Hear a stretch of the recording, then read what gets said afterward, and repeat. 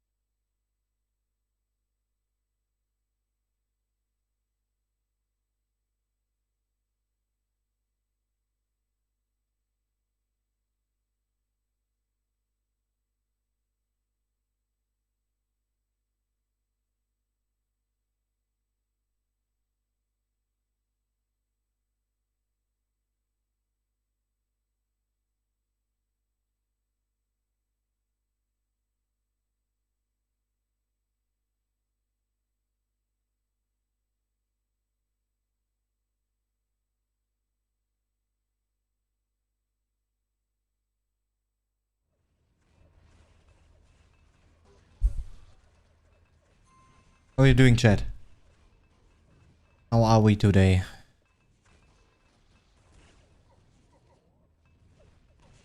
Oh, we are in. We are in.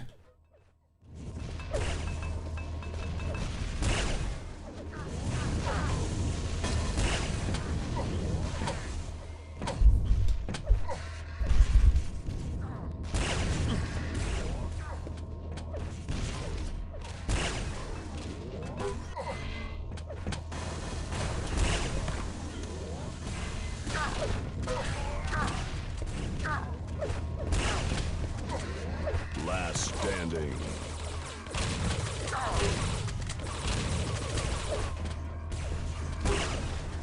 Blue wins the round.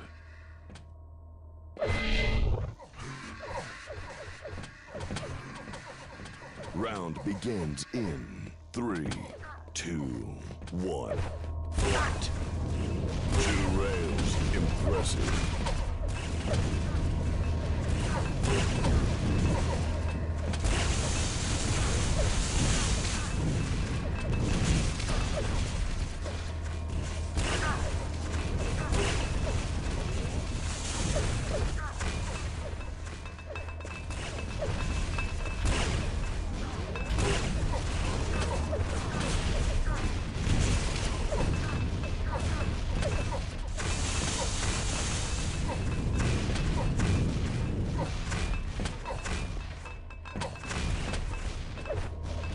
Impressive.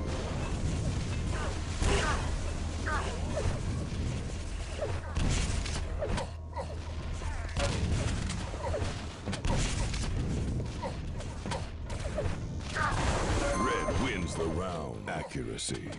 Okay. Round begins in 3, 2, 1. Fight!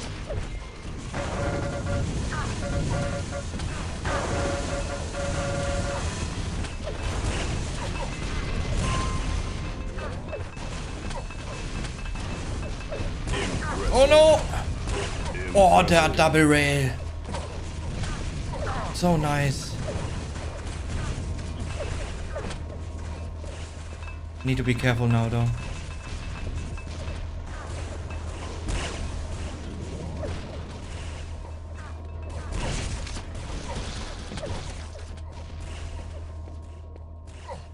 Red wins the round. Okay. Good job, team. Round begins in 3, 2, 1. Fight!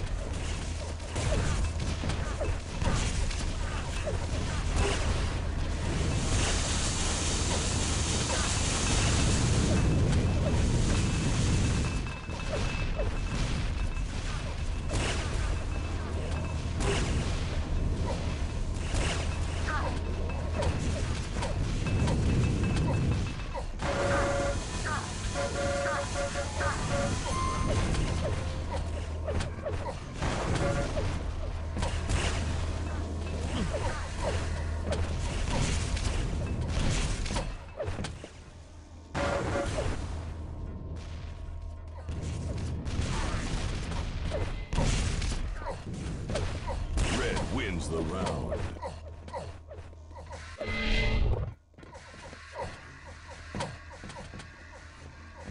begins in 3, 2, 1. Fight.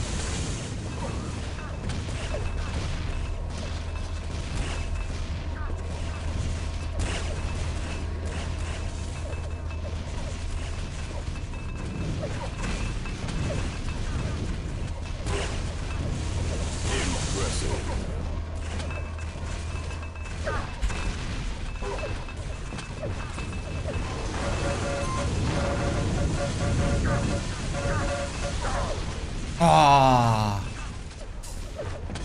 Red wins the round.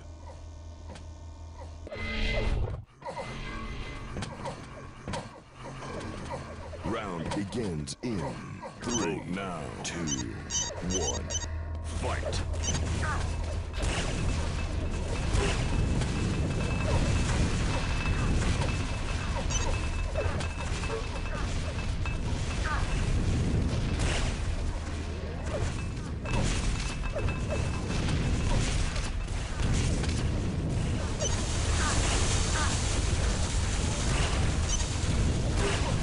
Oh. Impressive. Ah, shit.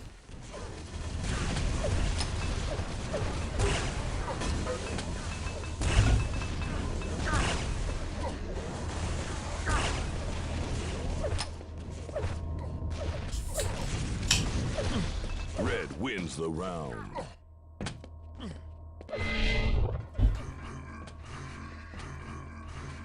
Vote now. Round begins in 3, 2, 1. Fight.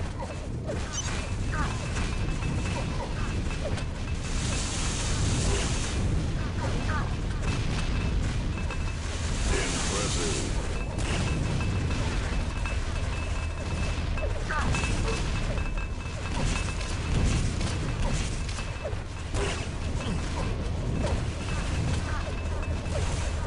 Vote fair.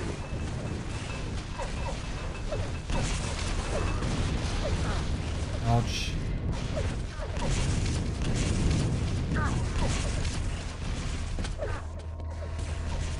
Impressive. Okay.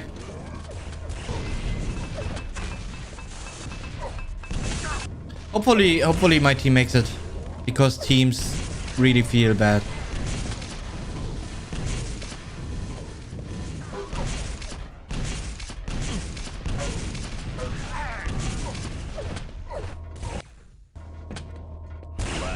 No.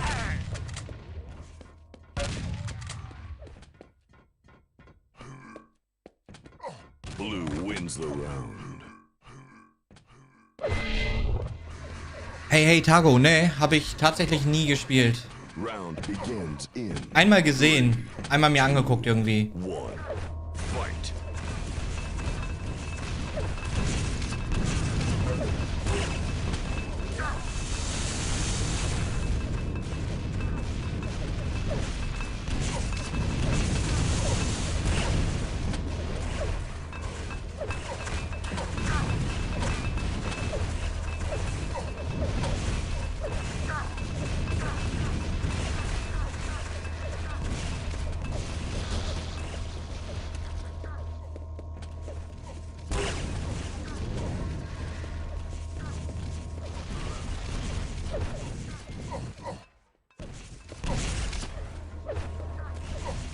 Impressive.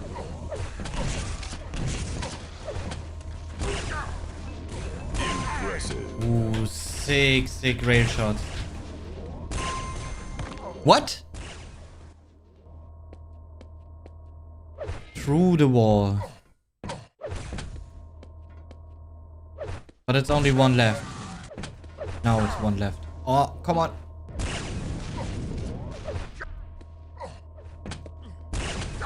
Oh, danger. He probably is one rail the way he's playing. Ah, okay, more like two. Oh, okay. Was only one. V2 Practice lief ganz gut heute, aber mehr als Spanien ist für uns niemals. mit wem spielst du denn zusammen?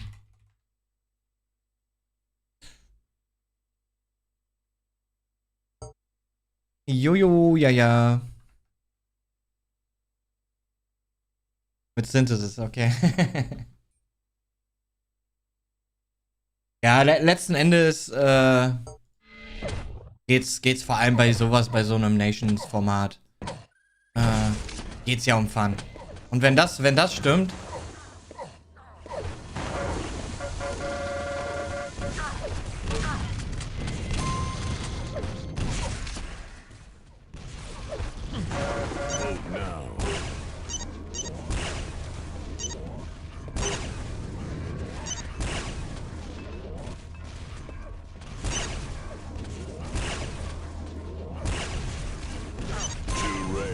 Impressive headshot. Vote passed.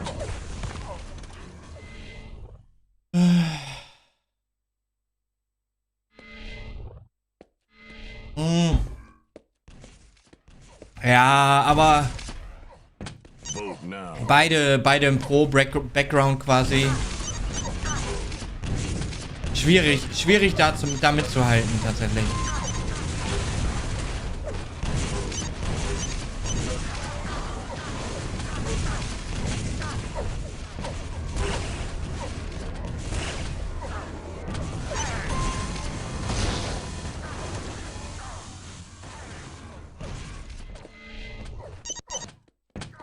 Vote failed. Combo kill. Prepare your team.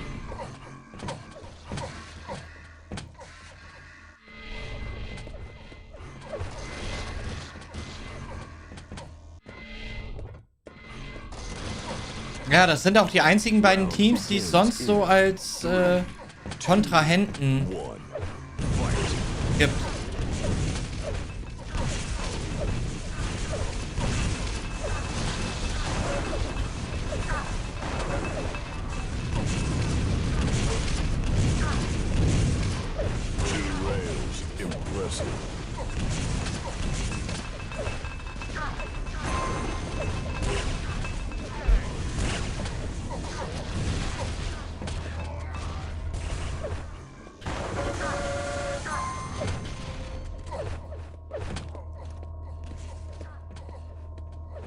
Everyone dead. The fuck.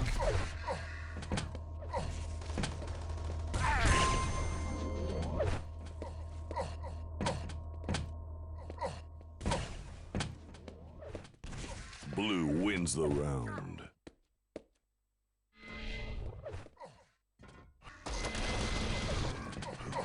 Round begins now. 3, 2, 1. Nice.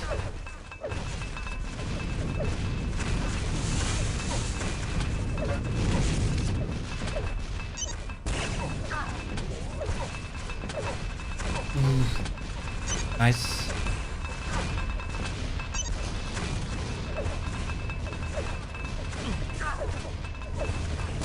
Vote failed.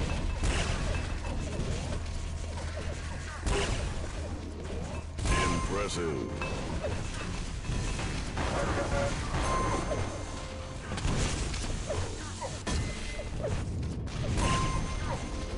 Impressive. 2 frags in 2 seconds. Excellent.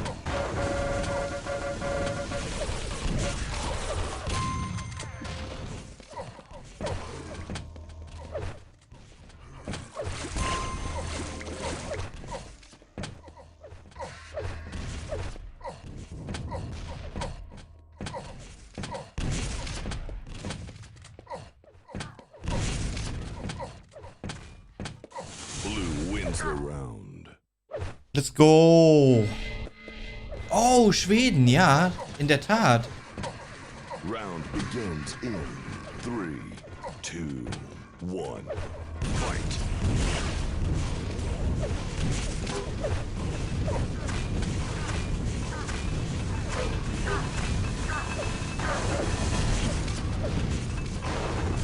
Oh.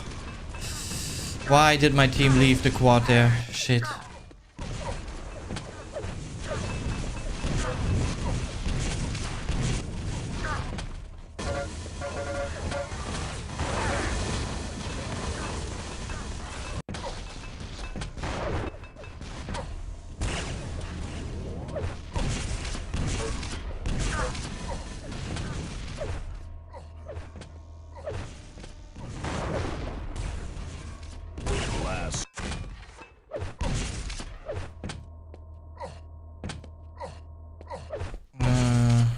Warum spielen jetzt die alten Hasen alle wieder?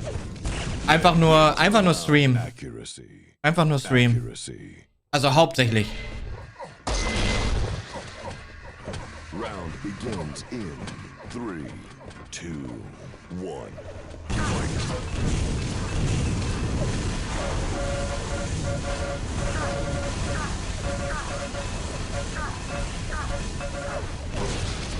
1. Ah.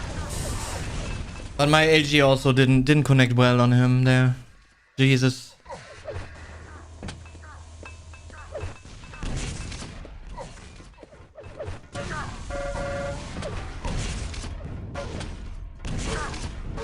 Gäb's irgendwie ein geiles Spiel, würden wir das halt spielen.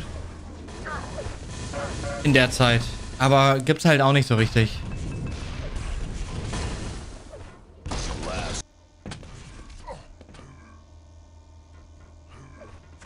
Naja, also aus aktueller Sicht ist es mehr Fun als alles andere.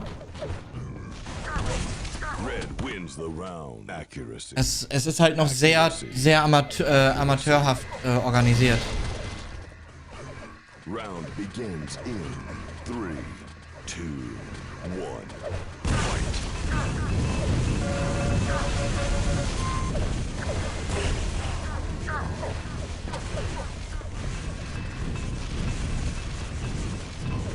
Impressive.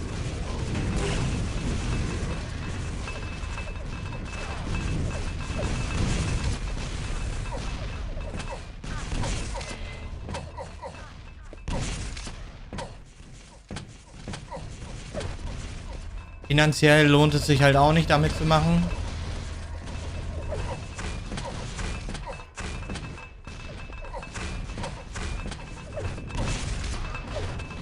Nice. Nice.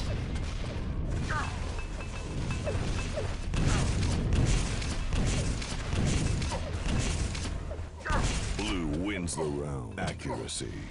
Perfect. Round begins in 3, 2, 1.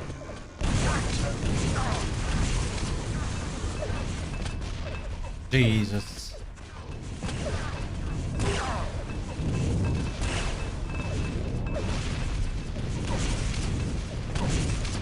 Nah. The timing. Come on.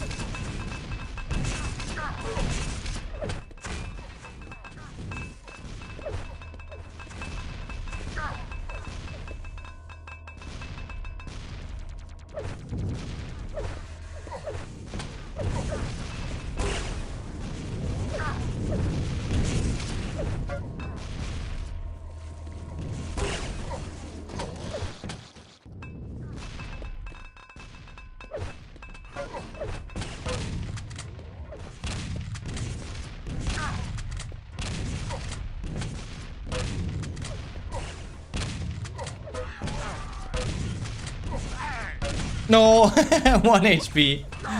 The 1 HP survived there.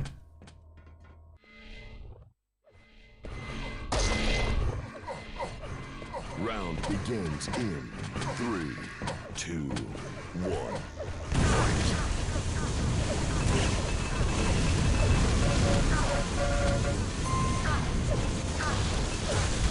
What?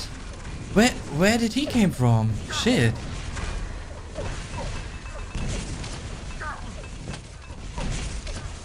Ah, it's gonna be difficult now. Like, my team, for some reason, got scared to go for quad.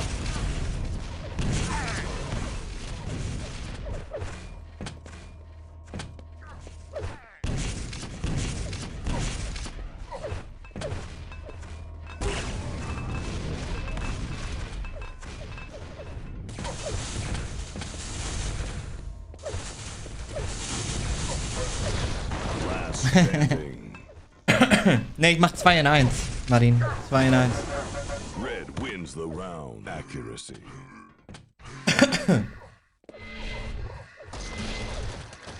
Das geht doch jetzt. Round begins in 3, 2, 1.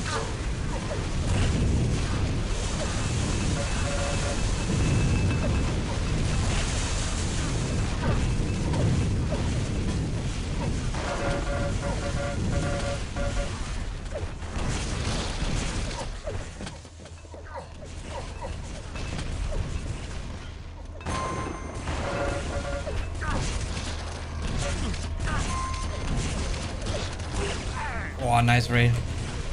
Nice raid shot there.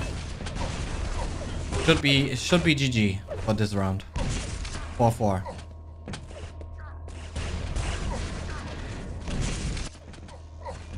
We are too many.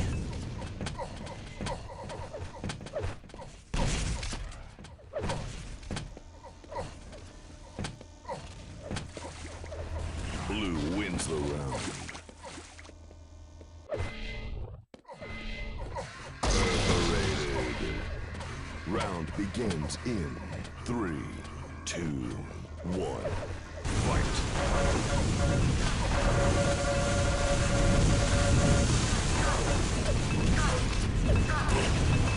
Ah, man, we had the position.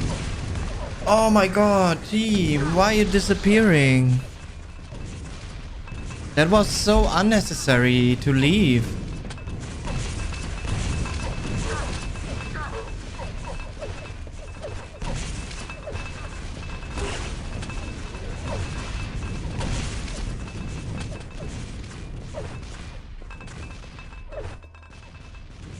Nah, the map overall has enough room to... Oh my god, to fit 17 people? Oh my god. What did they do with the team numbers? Jesus. 69.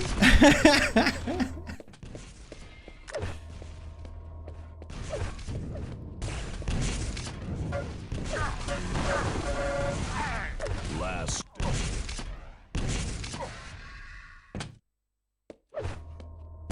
Oh my god.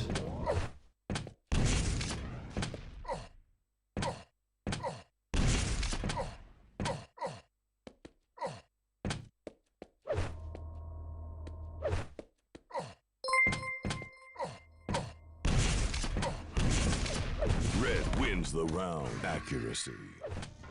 Just tuned back in after many weeks.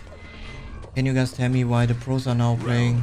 Not, I mean, it's not all the pros that are playing this. It's just me, Rafa. Fight.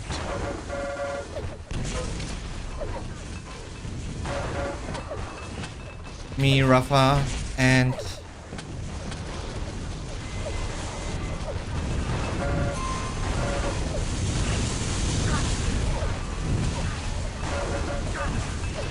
Jesus.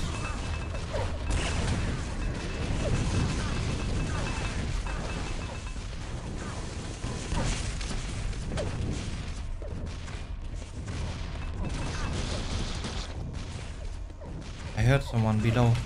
Ah, shit, there. Ah. Rafa and Jesus, yeah. Only me, Rafa, and Zanaku.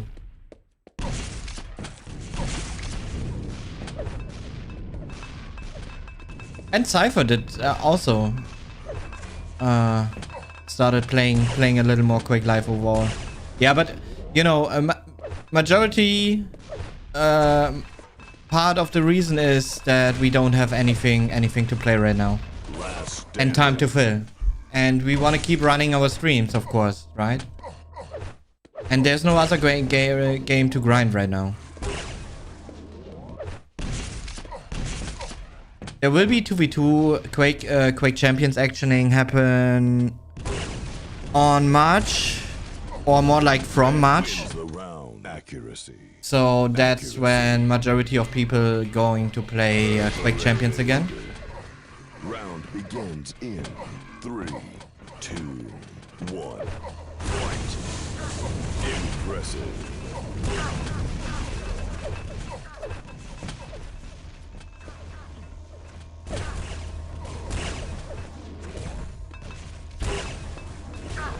Impressive.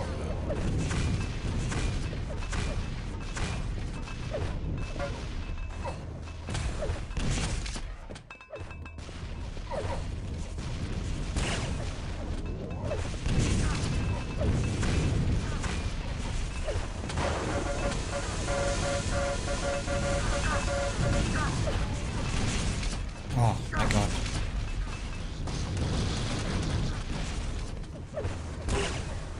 Nice raid there.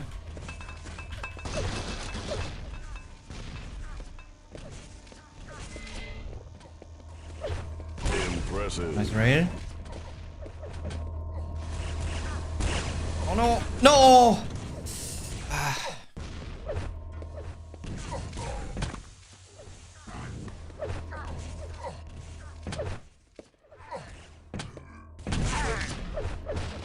Blue wins the round. Accuracy. Oh, good question. I can't even answer you, Round to be honest. In 3, Oh. 2, 1.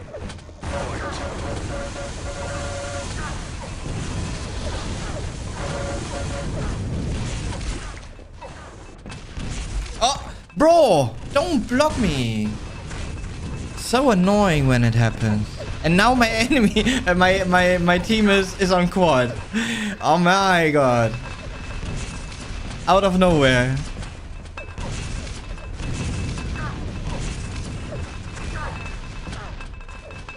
They switched the position, like my team switching the position like I switch my underwear.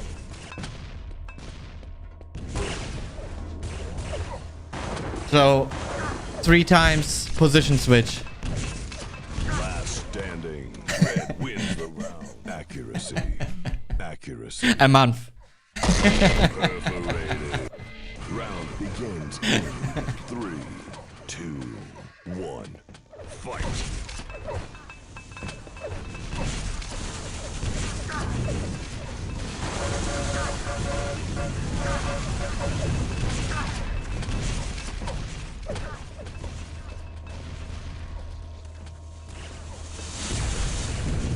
Oh, I don't want to get hit there.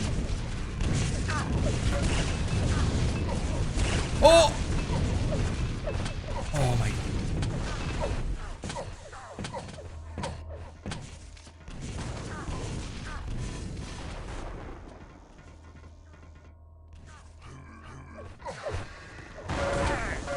Combo kill.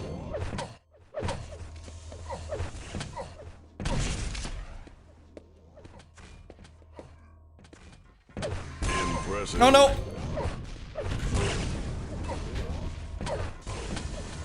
Impressive. Last standing. Man. I did what I could, to be honest. Red wins the round. Accuracy. Accuracy. Round begins in 3, 2, 1. Fight.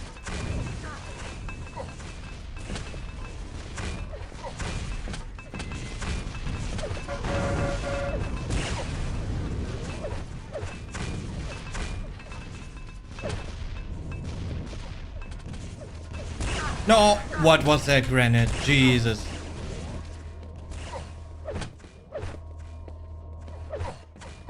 Don't even know where it came from, to be honest.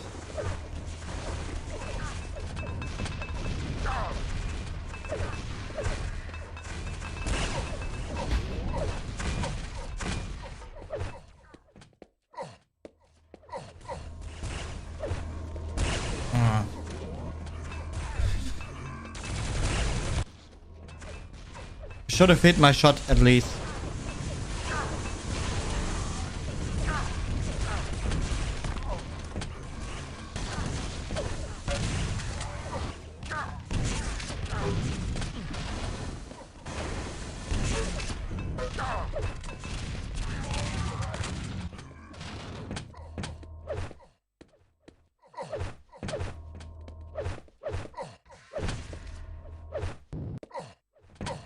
Just chill, guys.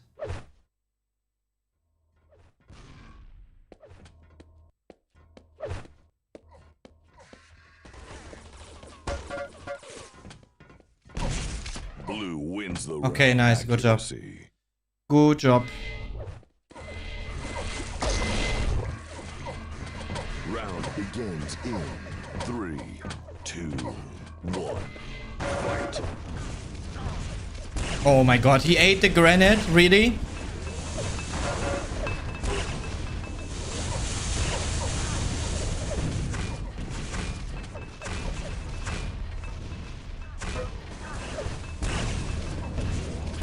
Oh my god.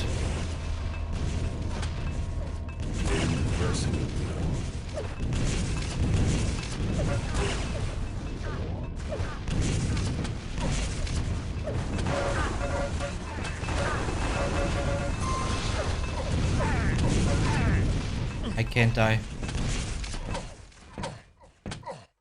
My team needs me.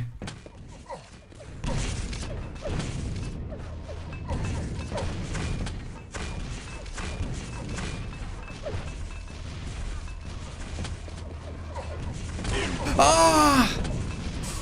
Okay, good one. Oddy down is huge for us, for my team.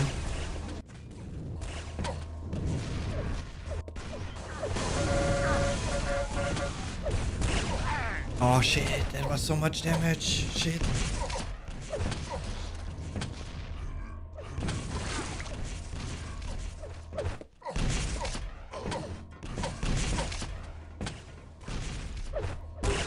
What?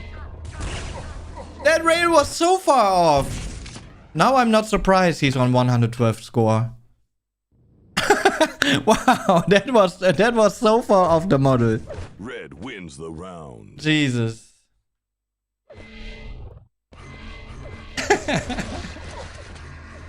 Round begins in 3, 2, 1. Impressive. Impressive. Oh, a lot of damage there.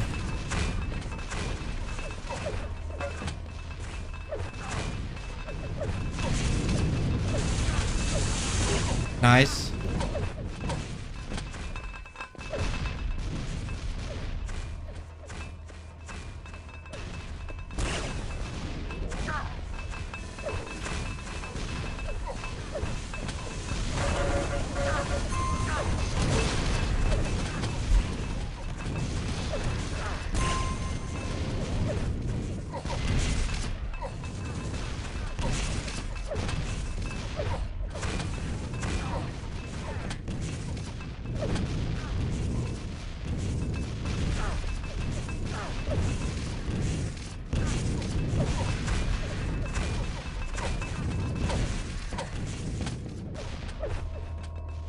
Impressive.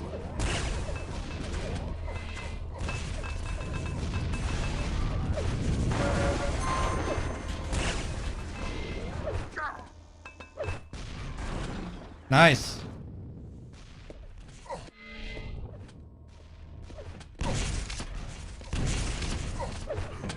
Blue wins the round.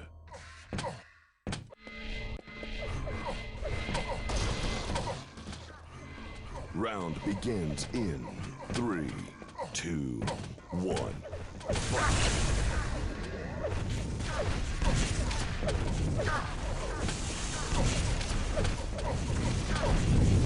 What? Oh my god. So unlucky there.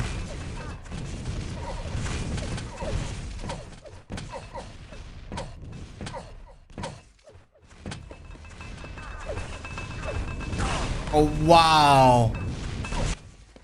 Yeah.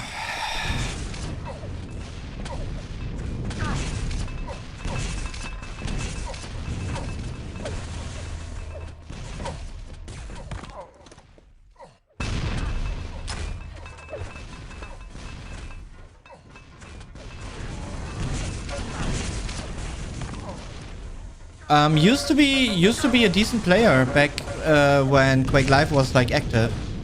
So back in 2016. Not really active, but more active.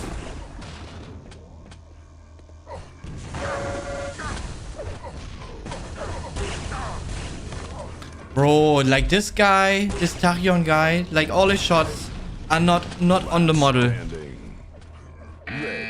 That's insane.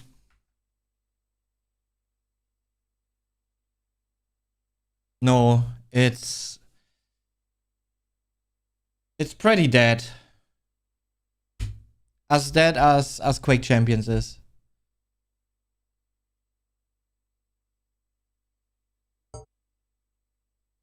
I rejoined too early.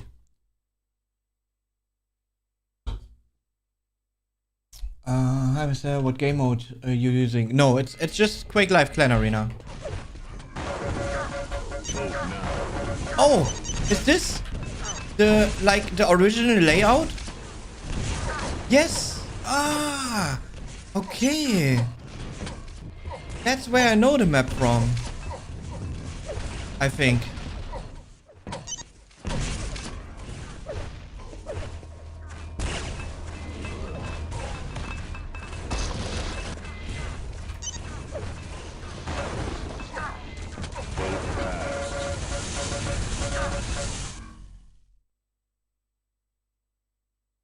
Yeah, we do. And finally, a Quake that really combines.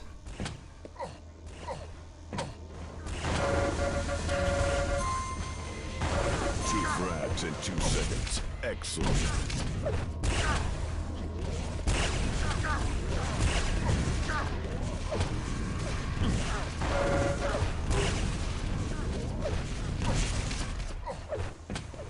Two rails. Impress your team.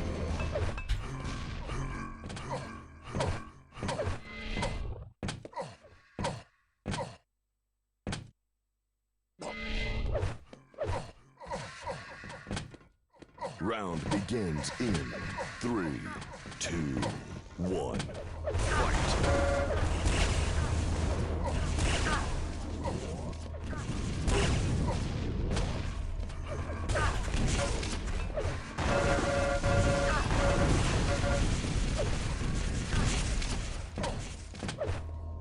Two rails. Impressive.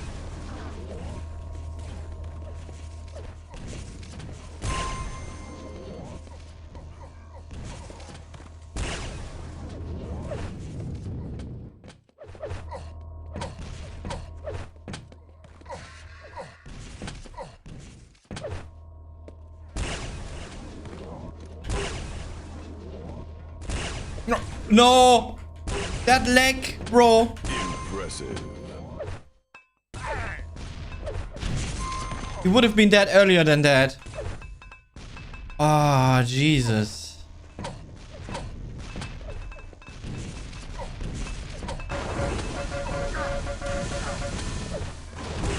Nice. Good combi here.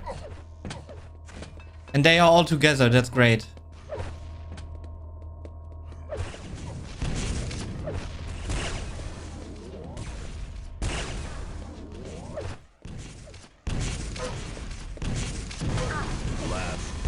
That was unfortunately not enough damage.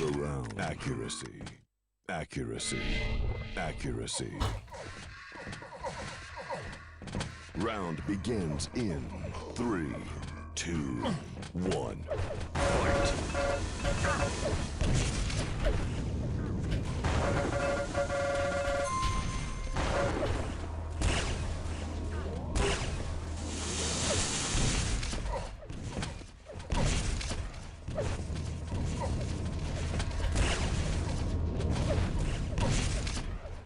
No. Didn't manage to make that jump. Would have been great if I would have done it.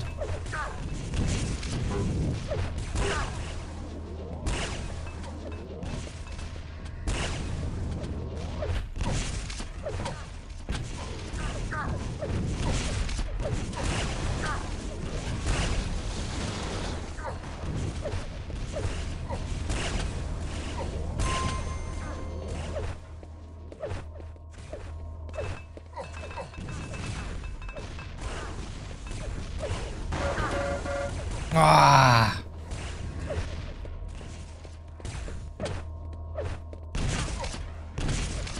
He's one. Come on.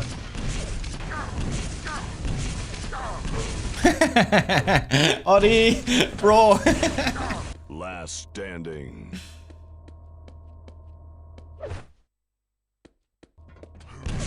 Blue wins. Yo, yum. What up?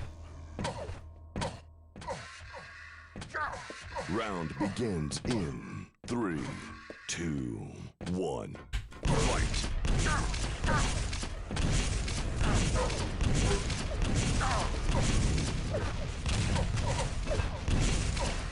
Oh my god. That I kept staying alive there. It's a miracle.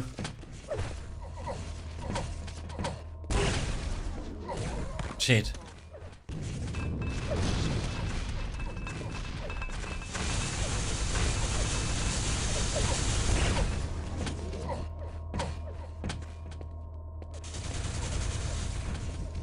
Yo, Rafa, thanks for the raid, man. Thank you very much. 17 minutes ago, sorry. Didn't pay attention that moment. But you know how it is. Hope you had a good stream over there, guys. I think he was also playing Quake Live, wasn't he? Round begins in 3, 2, 1. Fight. Impressive.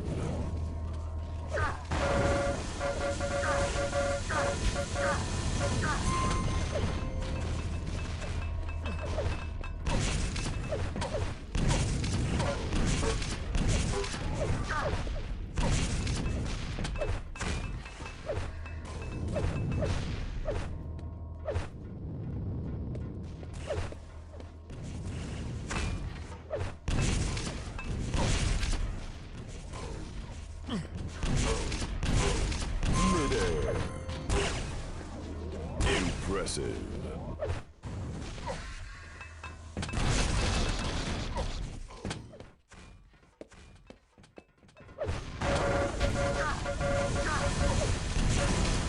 Lul. What was that 180, please? Come on. Can't be serious.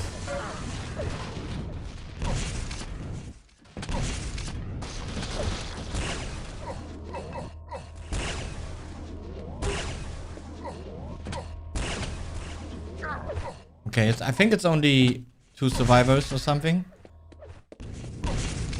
We should be fine here.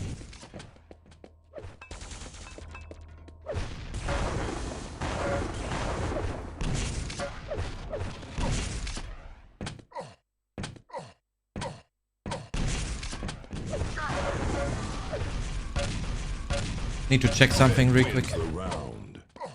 Because I couldn't hear the notification. Yeah, I thought so. Round begins in 3, 2, 1. Fight. No! I thought my team is near. Shit, with all the, you know, all the team markers. But it actually was the enemy team near.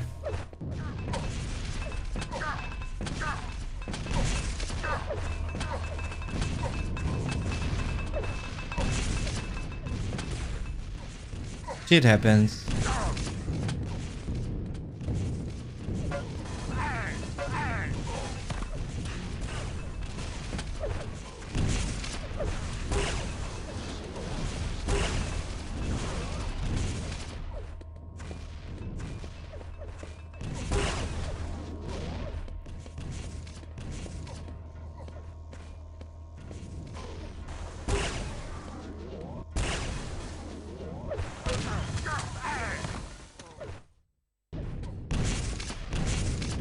Red wins the round.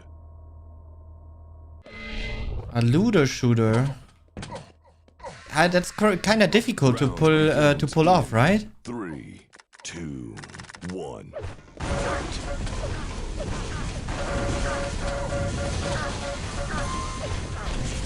Man.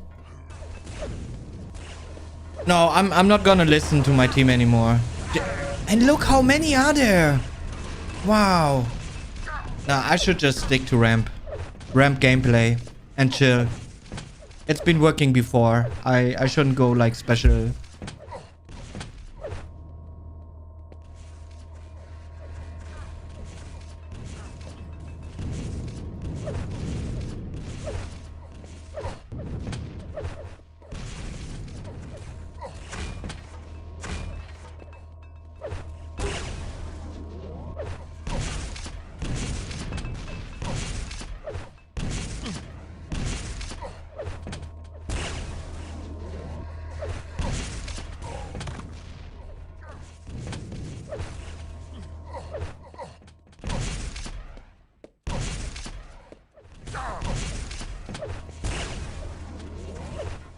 Oh my god.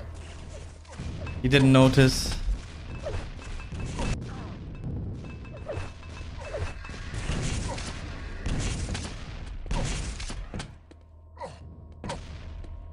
Red wins the Nice. Good job.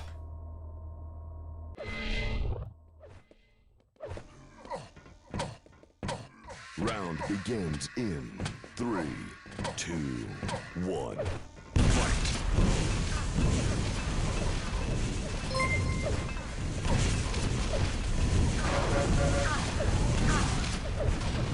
No. Impressive.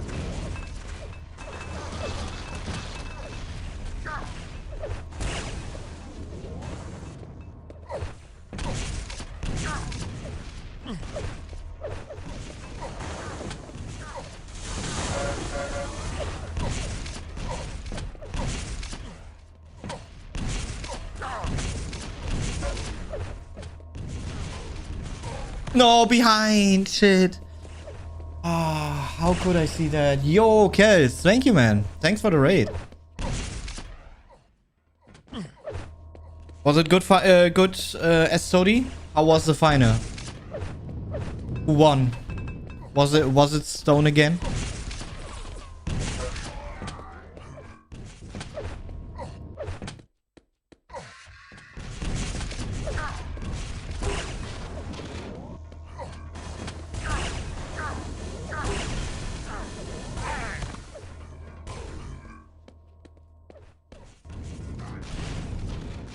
Red wins the round. Oh, Kels did also compete. I didn't see. I didn't check full bracket. Great, congrats, man. Round Good job. begins in 3, 2, 1.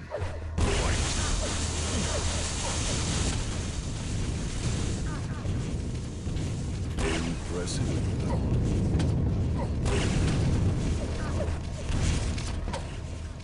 Impressive.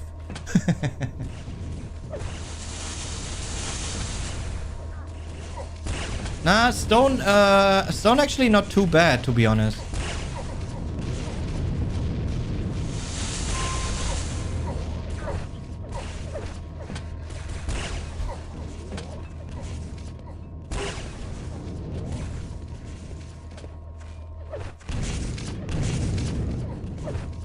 Impressive. Nice. That was a double even, right?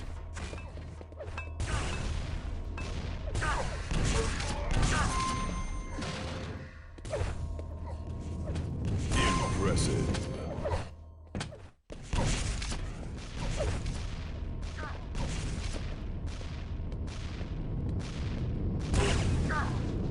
Impressive.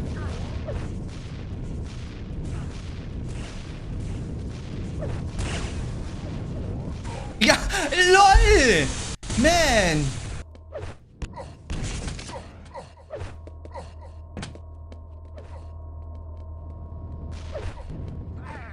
Not even there. And hits me. Pepco was Dark Horse today. Okay, okay, okay.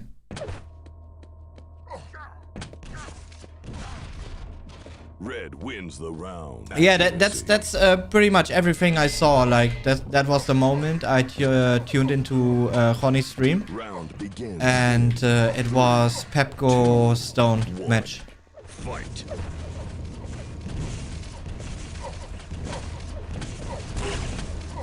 Nice, important rail there.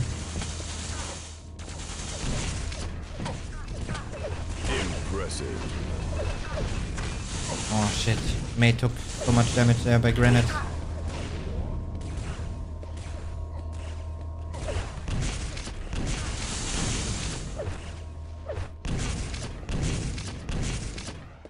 Impressive.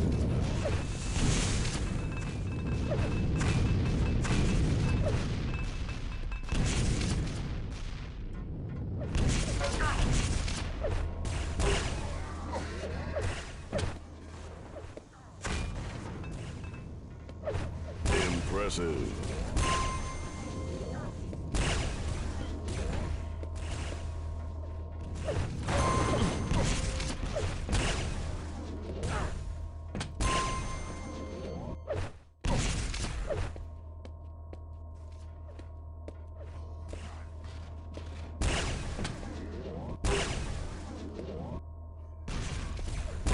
Impressive. No!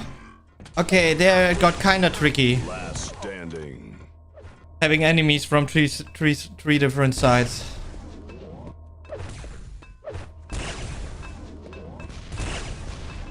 Blue wins the round. Accuracy.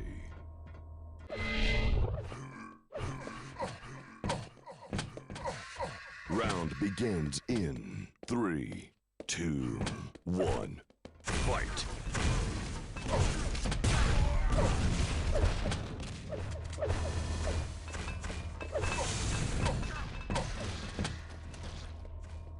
Oh no, server dying again.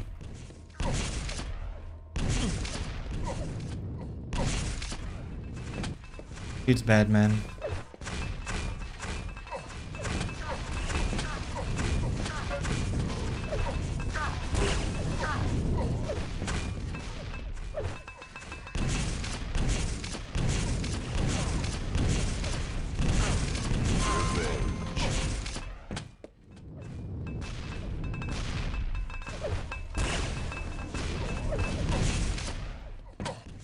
Oh, there was something on top, right?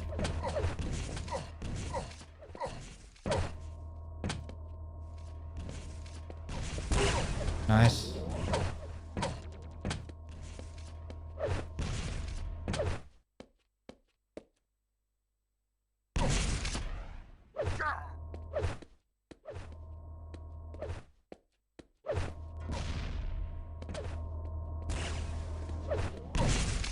There's one more here, right? Oh, okay.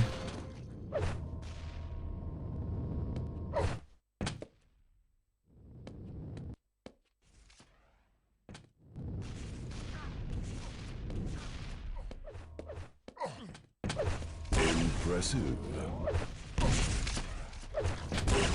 Oh, Red wins nice. the round. That was actually big rayleigh there.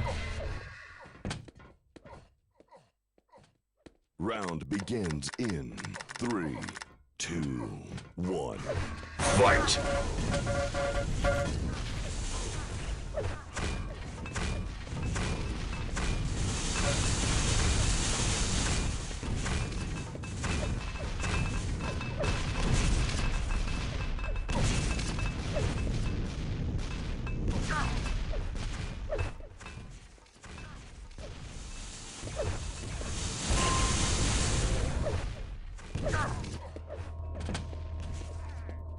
Impressive. Nice. Ah.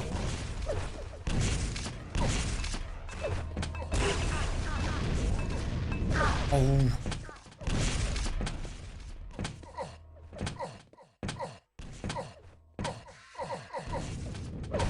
Impressive.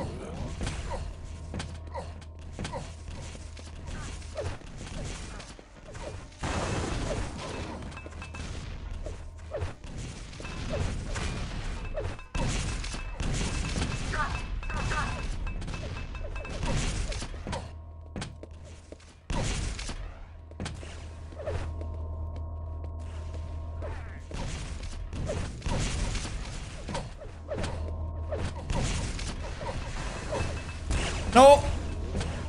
No. Ah. How many? 15 versus 15. Red wins the round.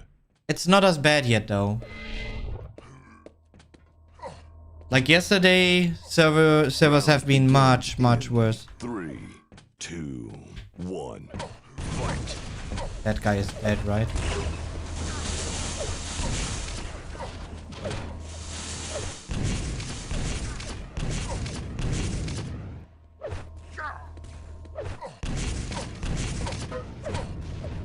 Impressive. Nice. Double rail.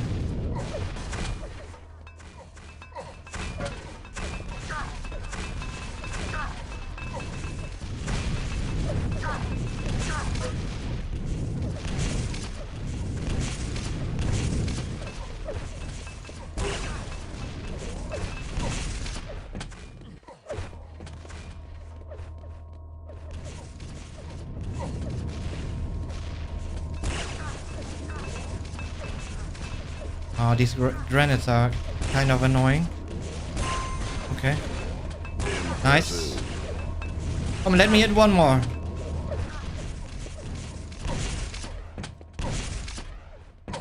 Oh no, one guy died over there.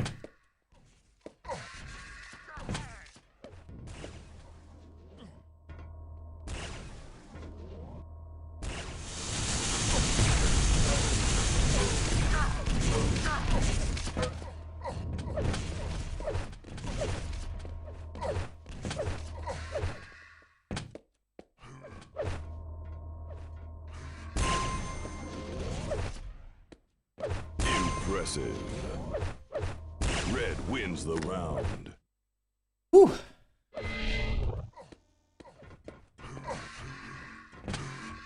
Round begins in 3, 2, 1. Fight.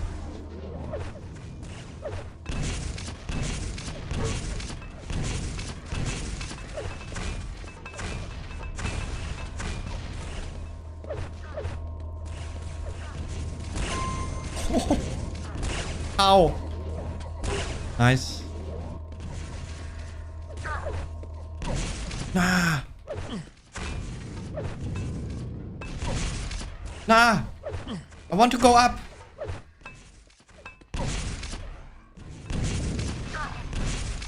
Oh, lucky. Just the moment I make it.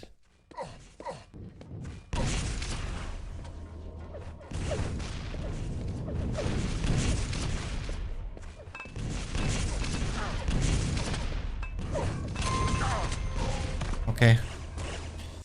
Dayum down. That's the most important.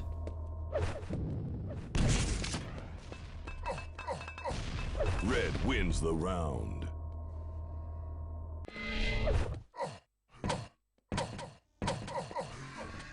Round begins in 3, 2, 1.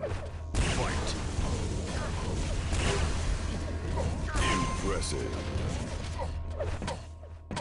Oh, two down over there.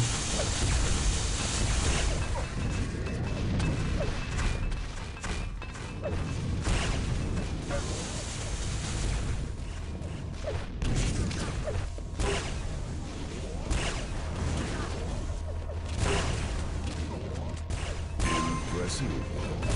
2 frags in 2 seconds. Excellent. Impressive. And what?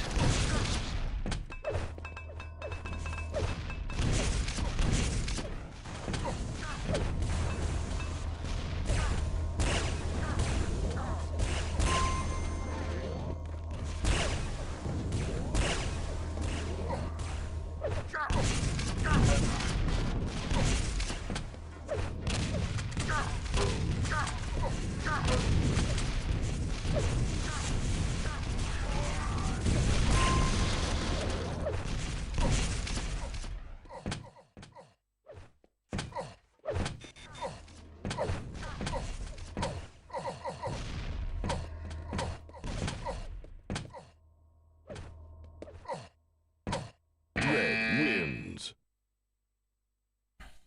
Okay, nice. Server restarting on its own, so maybe that's gonna fix the lag even.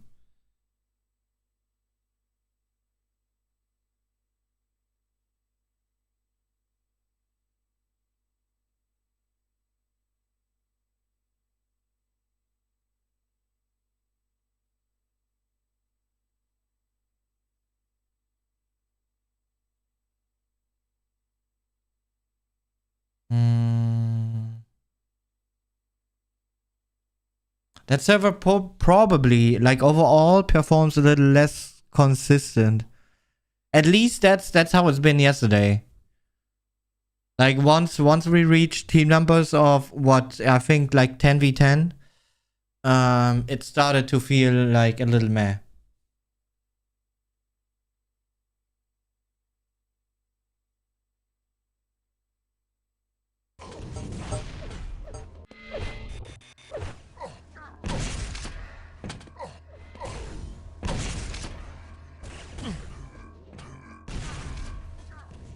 Okay, going for a quick kitty break. So we skip, I skip a little waiting time, for this getting filled.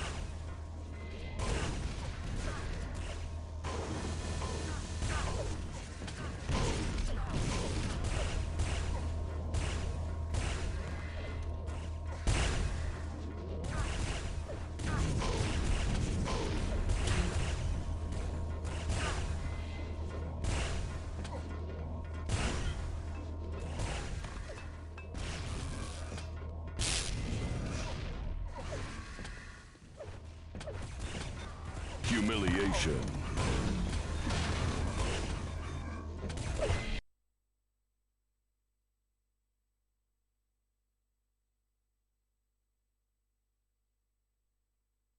Man, I was just back.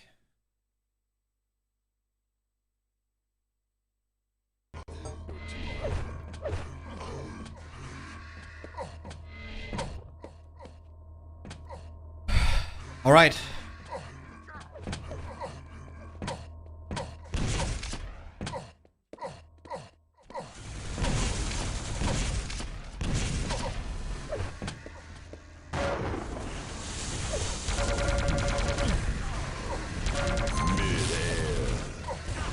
Prepare your team. Oh no, I think I will be moved to spec. With the round start. Round begins in 3, 2, 1. Fight.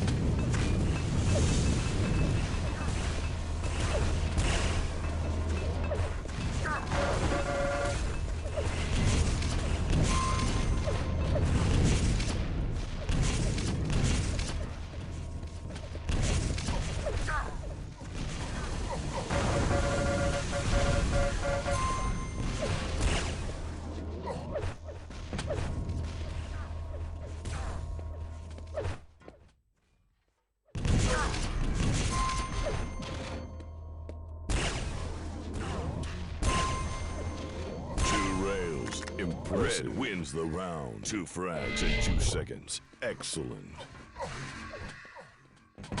Round begins in 3, 2, 1. Fight. Impressive.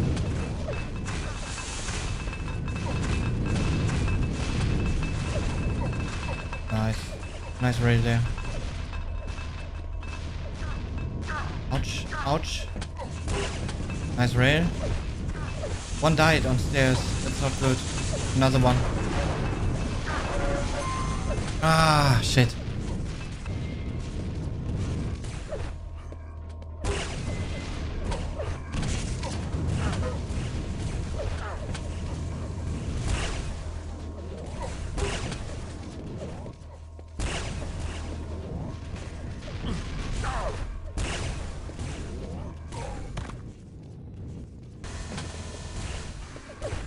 Hey, Matthew. How's it going? Last standing. Yeah, I died a little too early there.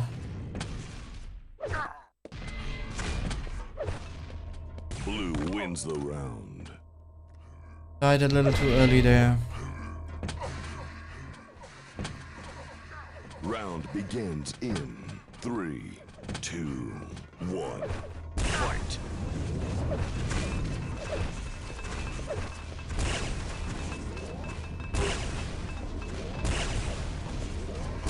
No. No!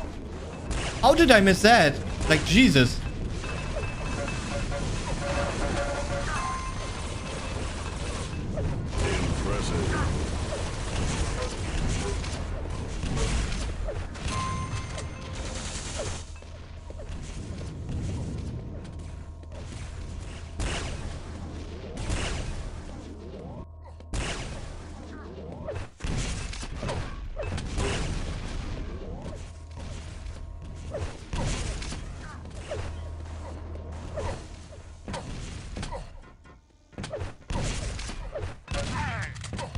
Wins the round.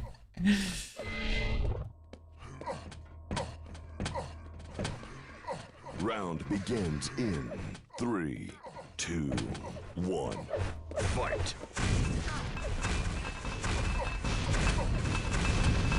Okay. They are a little more aware now.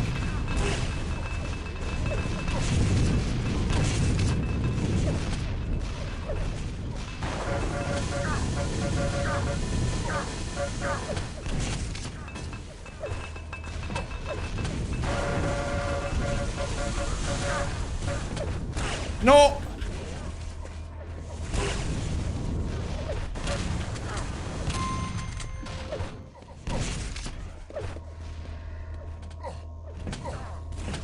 Impressive. Nice. No! Oh! Shit. Red wins.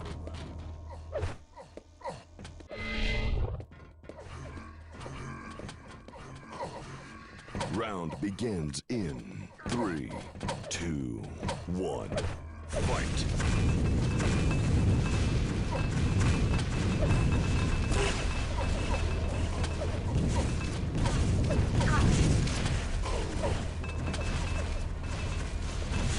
Impressive.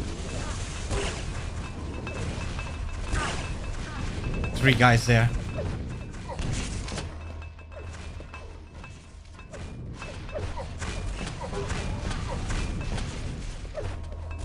Oh no! Nice.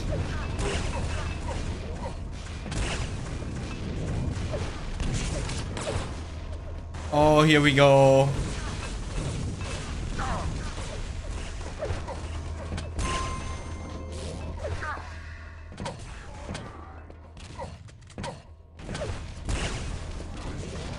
It still feels better than past server. Not anymore. Red wins the round. Impressive. I mean, it still does in a way, to be honest. It's not as bad as it was on the other server. Begins in Like, this one keeps up a little still. 1. Fight.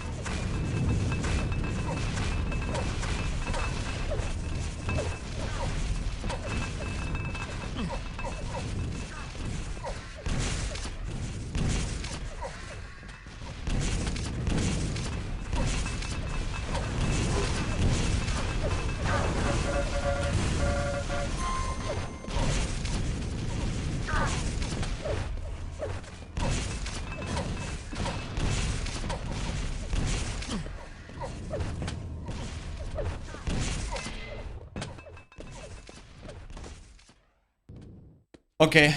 Now it's going to die.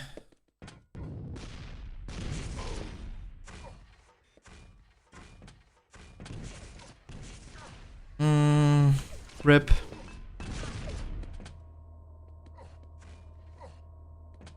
I mean, no, not really. Yark 6.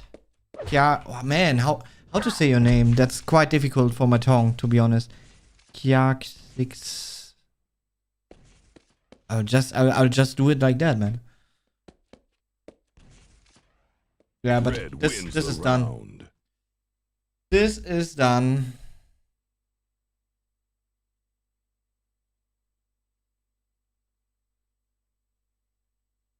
Yeah, I was wondering like how relaxed servers are. I mean, it's only 4v4.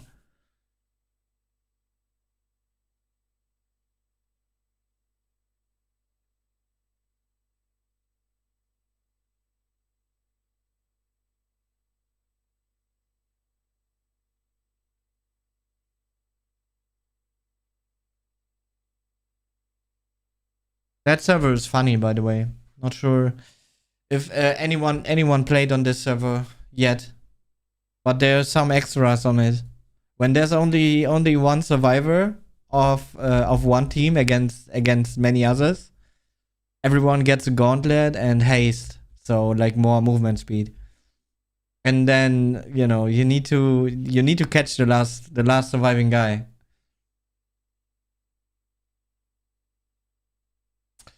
Oh man. Should we try some duels? So we can game a little longer at least. Because that's, you know, duels used to work.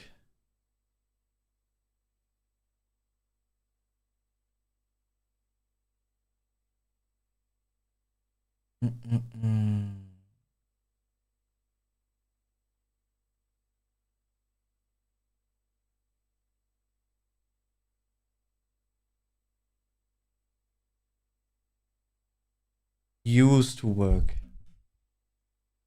I want you to have a good time.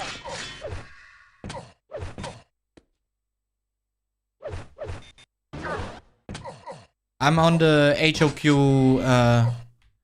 duel number 4. Feel free to join.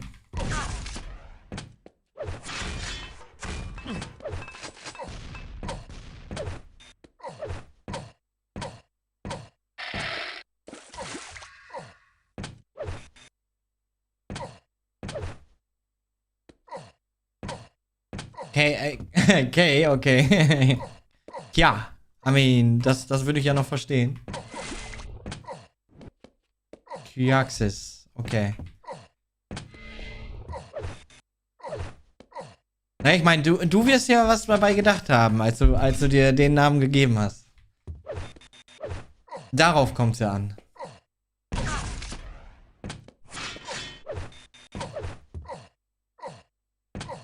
Vote now. Vote passed. Let's go. Some duels. I want you to have a good time. Oh. Im Ernst, Martin? Das ist ja schade. Och man. Wir haben uns schon echt gefreut.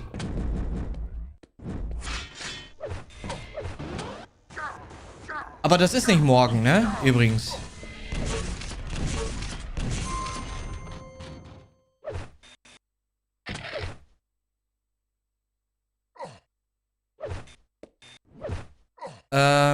Das ist in 2 Wochen? Ich glaube in 2 Wochen.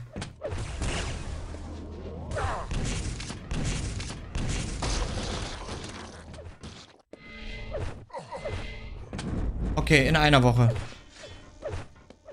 Hä? Nächste Woche ist doch Sido.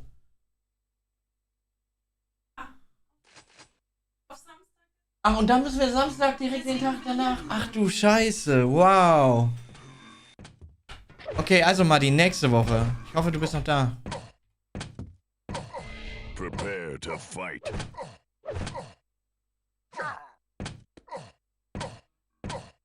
3, 2, Alright, let's go. 1. Fight.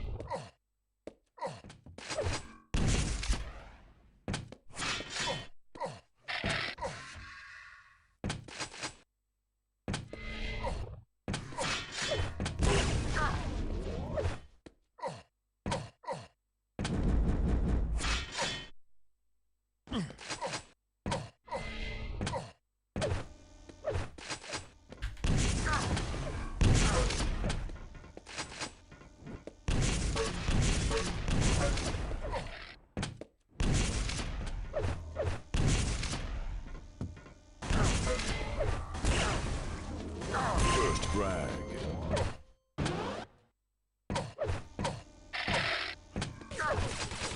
Two rails. Impressive.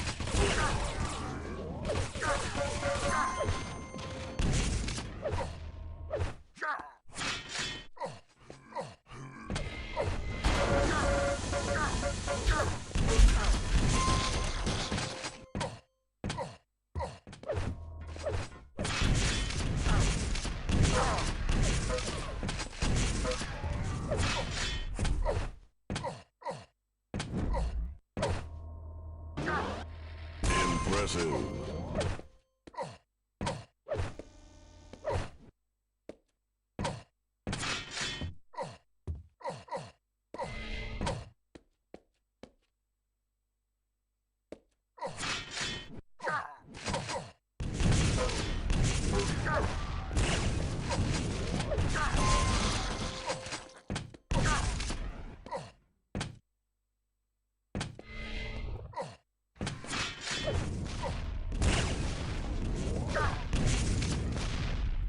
Oh, Jesus. Really? But maybe this server can prevent it, but maybe not.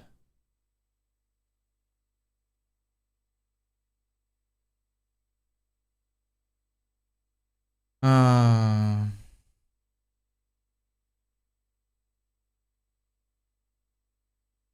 it's crazy, right? How one or two or three guys, I don't know how many they are, can destroy the competition in a game.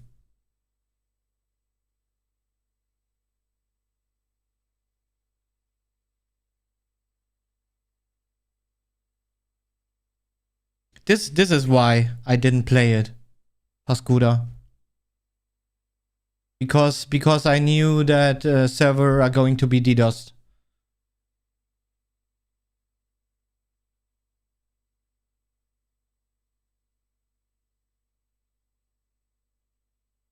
Instead of, instead of DDoSing the servers, I mean, why not just enjoy the action that is happening inside the game? I don't get it.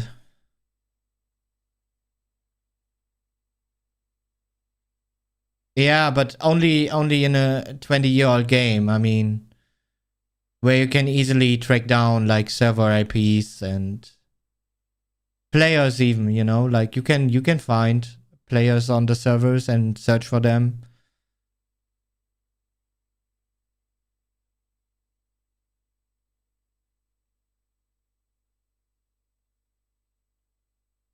Es war tatsächlich ein Mix. Damals war ich ein ziemlicher Gitz-Fanboy und hatte in 2 Communities 2 Namen, okay? Xips und Kralisma. Habe später herausgefunden, dass ein Ami als Xips schon unterwegs war und hab meine beiden Namen einfach gemischt. Also quasi ähnlich wie ich es dann gemacht habe. Meinen alten Namen irgendwie so ein Bruchstück behalten und einfach nordisch gemacht.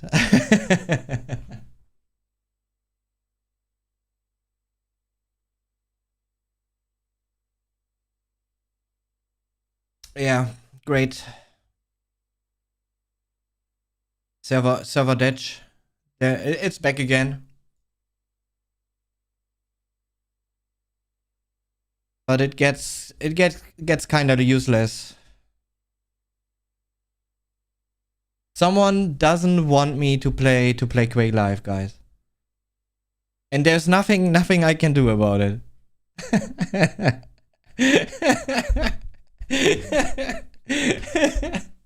It's so bad, really.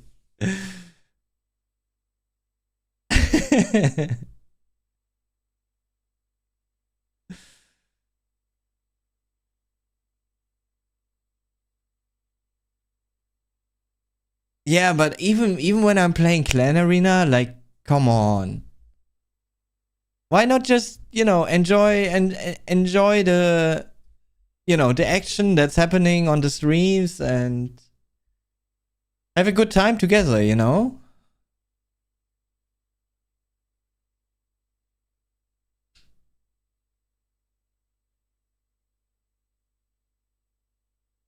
Life could be easy.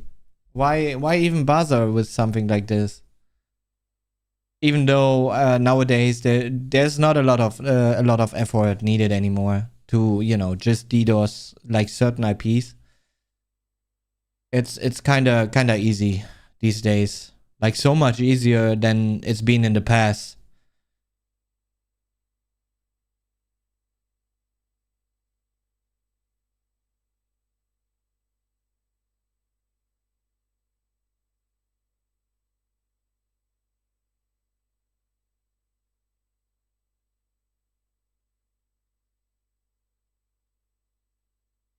Wait, Sparty is playing something? What is Sparty playing? Wait, let me check. Let me check. What is he playing? Oh, he's actually playing Quake Champions. Wow, I'm surprised.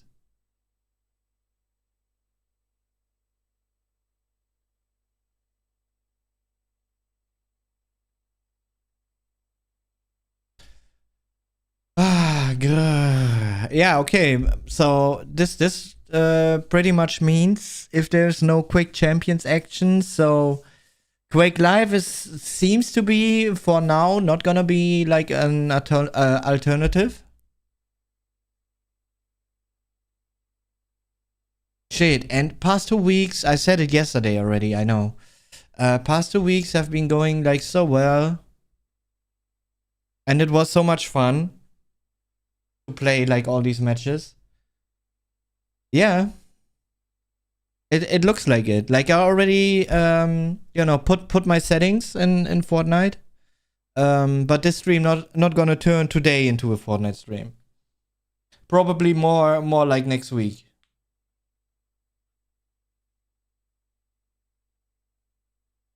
Ja, ich brauche ja nicht von einem toten Spiel in ein ganz totes Spiel gehen. God of the Noobs. No, I'm not joking. Like, what else is there to play? I mean, I'm open for suggestions, to be honest. But I mean, no building Fortnite. I mean, that's kind of okay to play, to be honest. Some weapons are quite straight.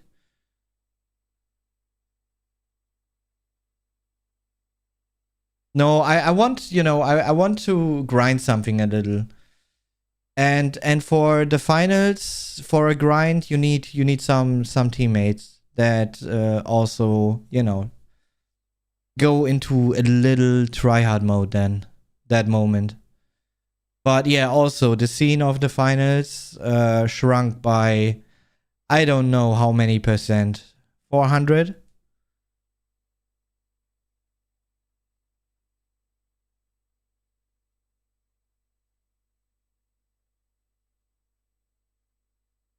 Apex is kinda shitty because of aim assist. Like really, it just takes away all my motivation to really want to play it again. But I will follow how things go. Now with the next patch in Apex, actually, we'll follow how things go and play out. I mean, there's still the heavy aim assist for controller. But at least the configs, like all the movement stuff is gone. That's actually a good thing, and it's gonna equal things a little more again. So that's kind of great to get. Yeah, right. Like that's just a thing. Like all games are either. Yeah, I mean, really team mode. Yeah, I mean, sure, the finals is, but it's only about, get like 2 other guys who like to challenge themselves a little. I think that's how I would call it. Like a playthrough of the finals, get into ranked and then just climb like top 100.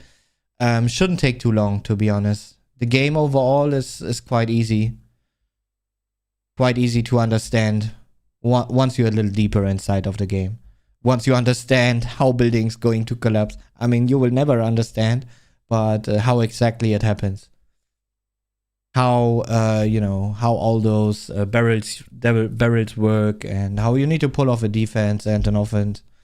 And then it's actually Gucci. From that moment, it's kind of easy to rank up.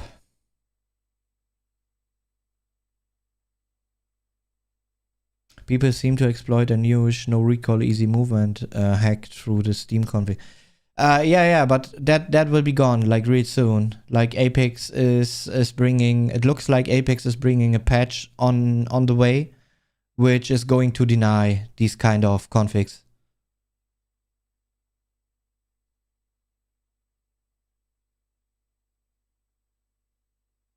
And to be honest, if you really think about it, I wonder how long someone has been playing with these kind of configs already. And how many?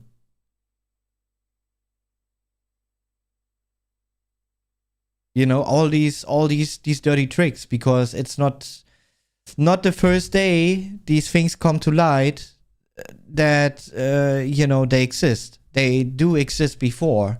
And then from that moment it takes a bit of time until you know, the public gets some knowledge about it.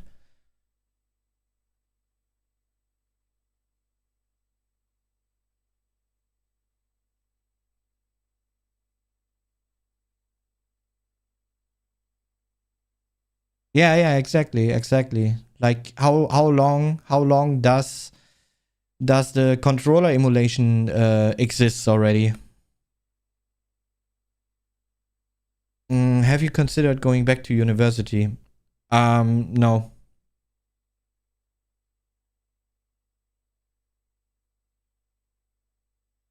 Become a Power World Pro.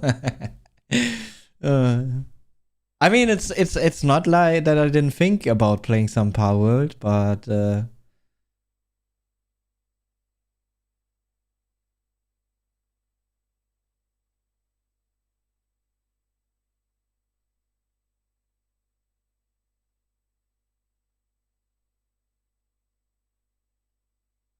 it's more for me, for myself, it's more like a game to just, you know, to just chill, brain off.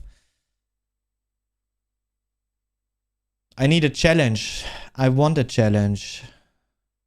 Do you have any plans to play some Quake Champions, or you are done? I will keep playing Quake Champions for sure. Like in March, there's going to be like 2v2 action happening. Some competition monthly. Like some stuff to earn by playing 2v2 Quake Champions monthly, which I'm going to participate together with Avek. So that's gonna be good for sure. It's gonna be a lot of fun. I mean, it's always fun playing together with Avek. Yeah, and then also, I mean, there's still some news we are waiting for, you know, like Iron Fist 2 date announcement.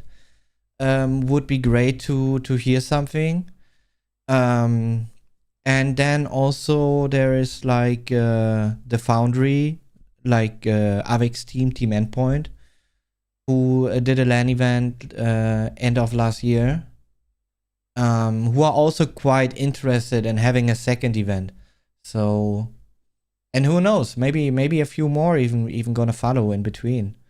There's a lot of time to fill. Still waiting on StarCraft 2 Road to GM Challenge. I think, like, to be honest, in the beginning of StarCraft 2, I was actually quite good when the game was out, fresh. And I wanted to play, like, ESL had, like, these EPS leagues going on. But there was actually, back then, there was, like, Quake Live EPS going on.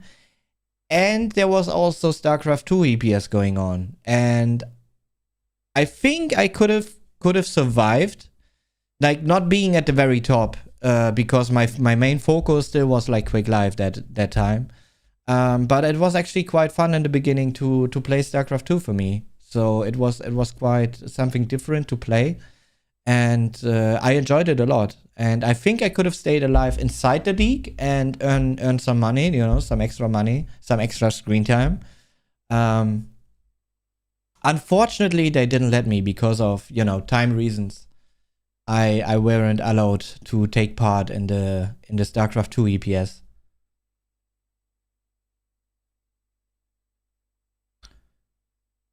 What happened? So many. We have time to fill at the moment, since there's no Quake Pro League anymore with Quake Champions. So there's a bit of free time. We can play whatever. And since there is no Quake Pro League, there's no reason for us to play, you know, a specific game at the moment. No. With they, I'm talking about ESL. Like, it's possible that the time schedule would have collided, between Quake EPS and StarCraft 2 EPS, and I can't play two games at the same time, at the same moment, right? So ESL said no to that. But I tried at least. Would have been fun to take part in both.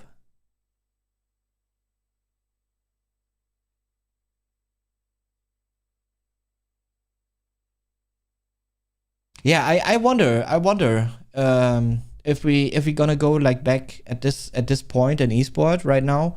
I mean, there has been quite an earthquake happening, right? With many leagues being cancelled and trying to reorganize things. Like it's not only the Quake Pro League which got like cancelled.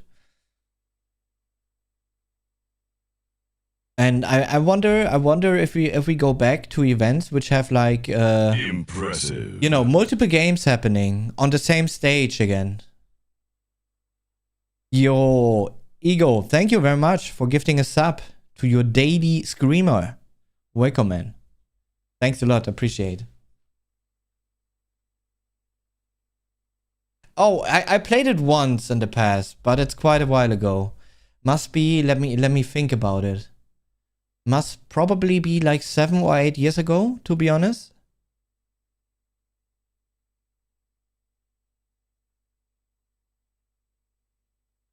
Yeah, but my snappy aim is also quite good. Like it works with normal rifles also.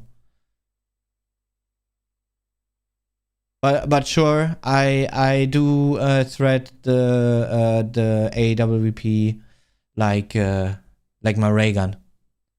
So it feels a little more normal to play it than rifles. Will there be any big Quake Live tournament? I don't think so, Miguelis. And that's why you also won't see me always take part in cups, which like only have like couple of bucks. Like that's also something I did explain like yesterday. Why the cup of Project Velocity without streaming it has been a bit of a time waste. But I will wait until commercial is done and then get back to that topic. How about becoming a CS2 pro? Yeah, there's like a big downer to that, because CS2 on the one hand, yeah, it's like a new game, but at the same time, it feels a bit like it's just Overwatch 1 to Overwatch 2, right? Same maps, a few more angles you can throw grenades, but overall, it's still going to be like that knowledge teams had from CSGO from before. They could easily transfer to CS2 because it's not a fully new game. Like it's the same maps, so they know how to hold the angles already before they even played the game. And since I haven't been active at all in CSGO, there's such a big knowledge gap, which I really don't like to see. Like that's something I really love about Quake Champions. There were only like 2 old maps inside the map pool, and all the other maps were like completely fresh.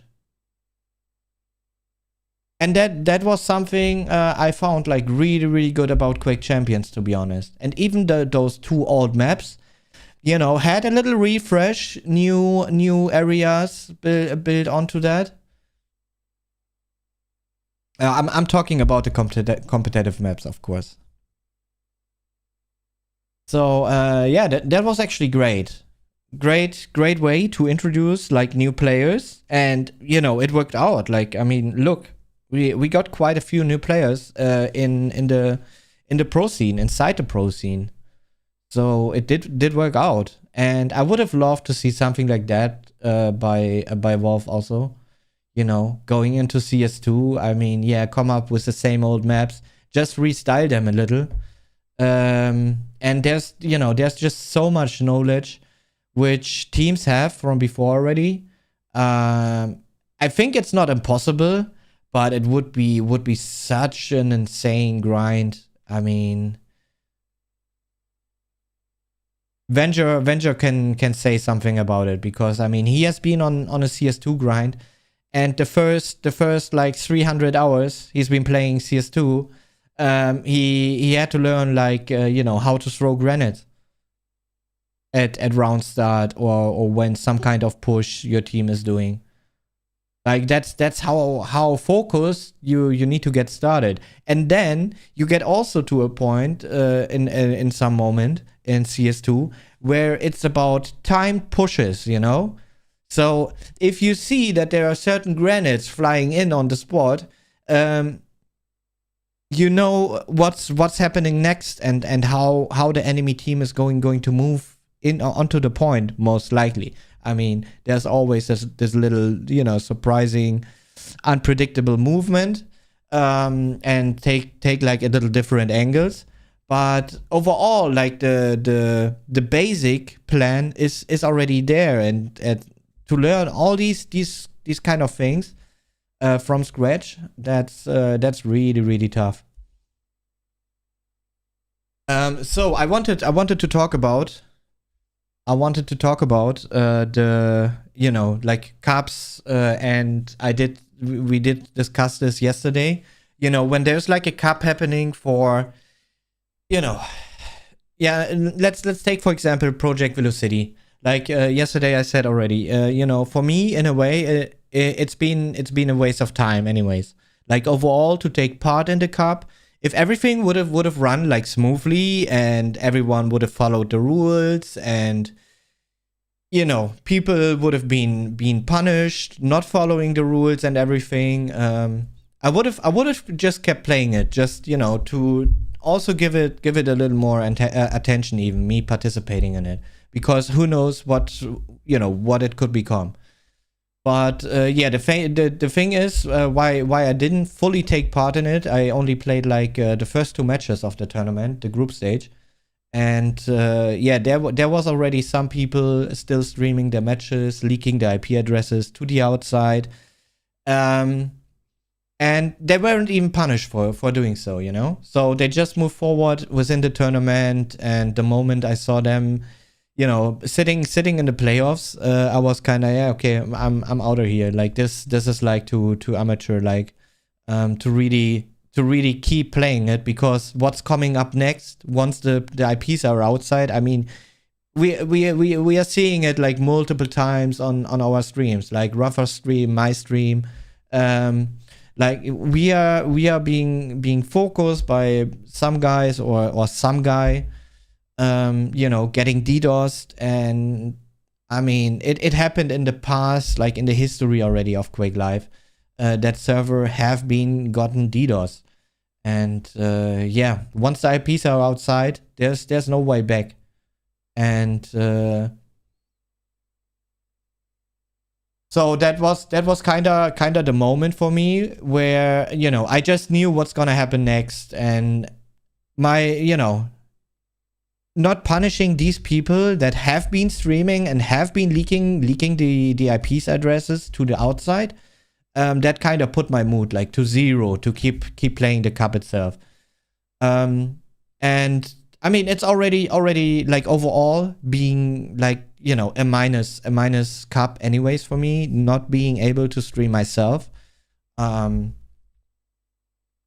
There's just that thing, and then I mean, what was there like really to win? So I rather did spend time in a different way. I have a family, like I have a girlfriend, I have a son. There are just more important things to do than bother with this kind of this kind of things. Especially that it's only $100 in the end to win for that cup. $100 right? So then you gotta put it into euro, which makes like what, 85, around 80, 85, 87 euros, I think, at the moment. And then if it's not even granted that, you know, my chances would have been there to win the cup, the Project Velocity Cup. I mean, I've been doing kinda okay in practice, took a couple of maps from Agent. I think the best bet beside Agent to take the cup would have been me. Yeah, but it's no guarantee, right? Like, he's still a very good player, very experienced player. And yeah, if you lose focus a little too much on the map, I mean, Agent is gonna punish you for that in game, like real hard, and he knows how to play it. I mean, just like I said, he has a lot of experience doing so. So that's not even granted money to win. But even if I make first place, I mean, you have those like 87 euros. Then there's also Germany, who wants their part of the money. You know, like every euro I earn, there's some tax I need to pay it for. Then I also need to pay my accountant in the end, like every quarter. I mean, I need to pay him anyways, but you know, all this kind of money flows somewhere else, and what I have left from those originally 85 euros will be like 30 euros maybe, and then the cup lasts for 7 hours. So that's, you know, like the time to money invest is like super shitty. Playing in a Stody Cup, for example, you know, is something like totally different. Like, servers can't get DDoS, like Quake, because it's Quake Champions, right? That's like much easier to handle from that point of view already. Then I can also stream it. So you know, which makes it also more worse for just myself, because I still represent my org in a way, and then in front of an audience is always good, you know. That's just helping out like many of us players, and that's just how it works in the end.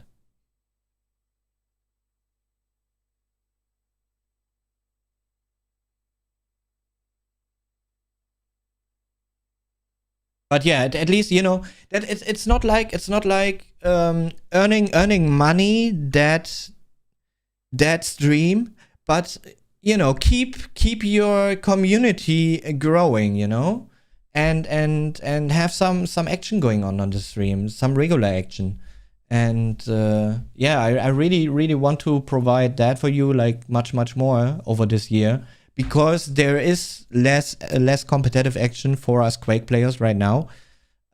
So there will be yeah, just less competition happening. You know, it's not every 2 weekends that we will have Quake Pro League happening and can watch it together and enjoy it together like it was before. Like it was actually great to have it like this, right? There was like a consistency of competitive matches.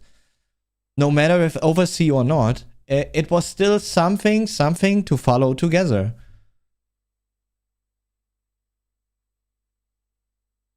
So yeah, from that point of view, it was actually great. And now there are so many weekends. There's, you know, going to be like nothing, literally. So yeah, but I mean, in on the other hand, you know, whenever that's what my mom used to tell me, you know, whenever a door closes or a window closes, another opens. And hey, I'm fine streaming more regular. We just need to find something we can sink a little more into and not get, you know, distracted with DDoSing or anything like that.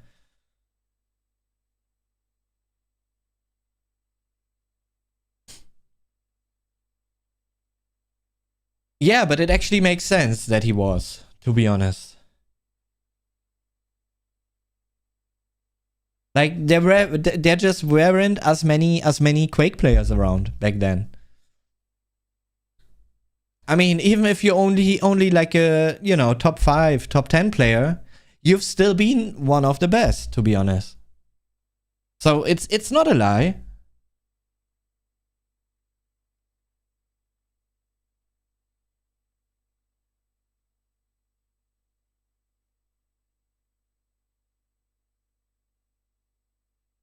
Oh man, it was way before my time, that's for sure.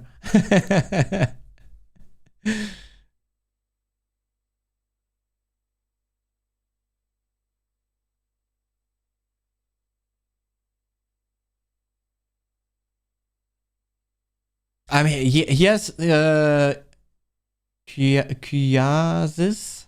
He has a lot of things he needs to focus on, right? And he needs to keep on side. I mean, he could easily do, but maybe one day, if he gets bored of what he's doing now, I mean, I could imagine he gets another focus. Yeah, but for now, you know, he plays some Diablo 4, chills, which is understandable. I mean, he has a lot to do, a lot going on. So, I mean, and it's not like you buy an esport team just to chill. In the end, it's still about profit. So, yeah, that's just a thing. And then you need to think about ways how to get to that point.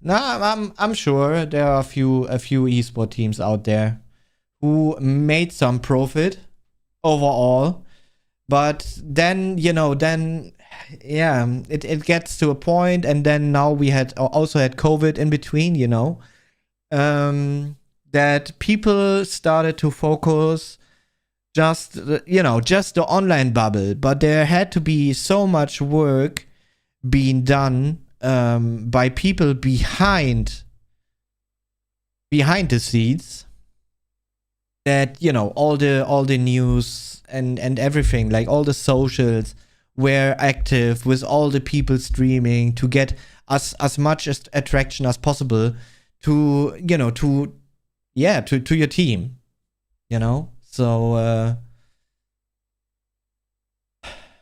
and some went a little too deep with that. But what kind of choice you had? I mean, lesson learned, I guess. That moment, it's not gonna happen like this another time. That's for sure.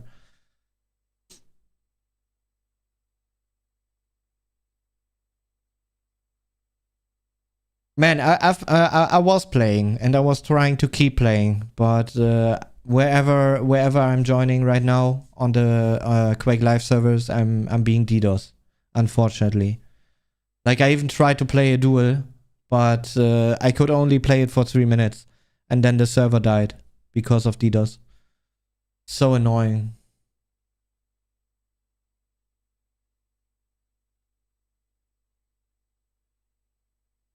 Quake Champions. I mean, Quake Champions will follow like soon enough, but not today anymore. Not today anymore.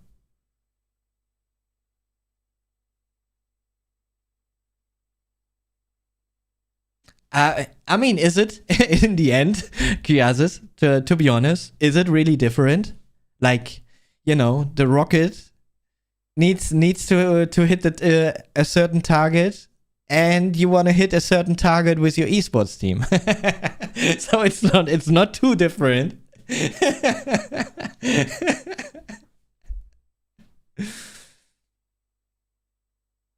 Yeah, which Pitsuits, to be honest, which is fine. Like, the game is you know, is so old by now. There's nothing really to get out of it anymore.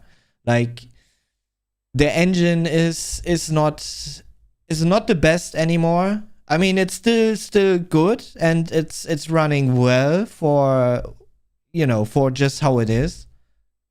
But yeah, there are just many games out nowadays which can run as smooth as Quake Live does, and then you also, I mean, surely you want to use your hardware a little more, or at least some want to, you know, just have like a beautiful graphics inside a game, which you can't get in Quake Live, and there are just too many limits at this point to really make that happen. So, but let's hope we're gonna get like a great Quake 6, you know, with some kind of single player. I wonder, you know, how it's gonna be made, if there will be, and then also have like, you know, have like a good multiplayer that really combines the entire Quake scene, you know, like have those clan arena, like have the clan arena family inside the new Quake, like pick them up because they, you know, maybe touched Quake Champions once and never again, because they not gonna find these kind of aim battles you can have in Quake Live Clan Arena. Like you can't find that in Quake Champions. Just not the same way, you know. Like the balance of it inside of Quake Live, of the Clan Arena mode itself, how it runs, is so great and can be so competitive in a way, and you can easily use it as aim trainer, you know. Like that's just a thing. You don't need Kovacs or aim labs or whatever. I mean, just play Quake Live Clan Arena. And then you also, while you need to aim, you also need to be able to dodge and move well while you are aiming. And that, you know, that is something not every aim trainer can give you even. So sure, there are scenarios for everything, but you still don't have humans as opponents. So that's why I think there's no better aim trainer than Clan Arena.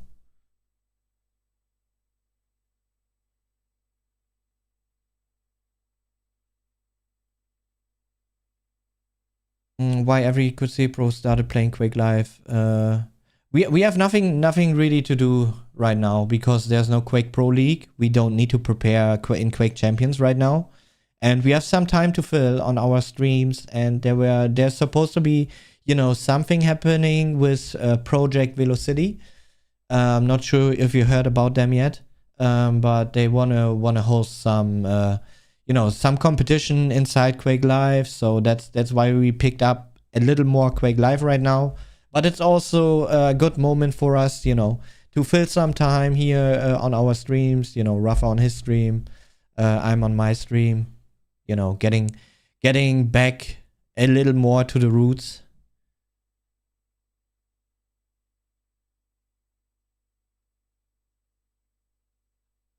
What would you like to see from New Quake? Oh, that's a difficult question, to be honest. Like how to answer it. I mean, I would be. Okay, let's go to the question before first, because that's going to be much easier. Sad to see Quake Pro League not happening anytime soon. How do you feel about that? Quake Champions is the best 1v1 game MMO. Yeah, I feel the same actually. I also think that from a dual competitive point of view, it actually is the best, because there's so much happening, and you need to be able to calculate like so many things at the same time, which are, you know, which is like even more than you have to do in Quake Live. With the different movements, the different abilities, the different map layouts, you know, and yeah, like competitively, it's actually really great to play it. It's probably the most fun I ever had in my entire career to compete, you know, and yeah, I mean, I think that's a good transition to get in the second question here. What would you like to see from New Quake? I mean, I would like to see, you know, something like Quake Champions again inside the dual at least. Then I would love to have like a basic clan arena, how we used to have inside Quake Live, which, you know, kind of brings over the Quake Live people a little more. Maybe try to pick up some defrag guys, and try to implement some kind of defrag again in the next Quake, to just, you know, because that's something that was always so fun to do. And there's also like in CS, you know, like surfing around the maps, you know, like all those surf maps, and it's actually quite fun to do. Like that's something I did already in the past, for, you know, quite a few hours, probably like 30-40 hours, you know, just surfing the maps in CS, is also quite fun. But in the past, Quake 3 with defrag, you know, like have your aim movement practice maps first of all, so that you can just practice like strafe jumping first of all, you know, which is like the main part of Quake movement, but then also, you know, be able to practice it even more, just in a different way, you know, not in a live match, because a live match and then try to improve on everything is nowadays a little too much to ask for many people, unfortunately. Like, people don't like that kind of yeah, how to say it, to work their ass off, you know, and people don't like to do that anymore. That's just a thing. People want to have like an easier time getting into things. And yeah, I think, you know, by going into something we used to have in the past already inside Quake 3, and even in Quake Live, there's like there's like Race, right? It's called. Which is kind of defrag.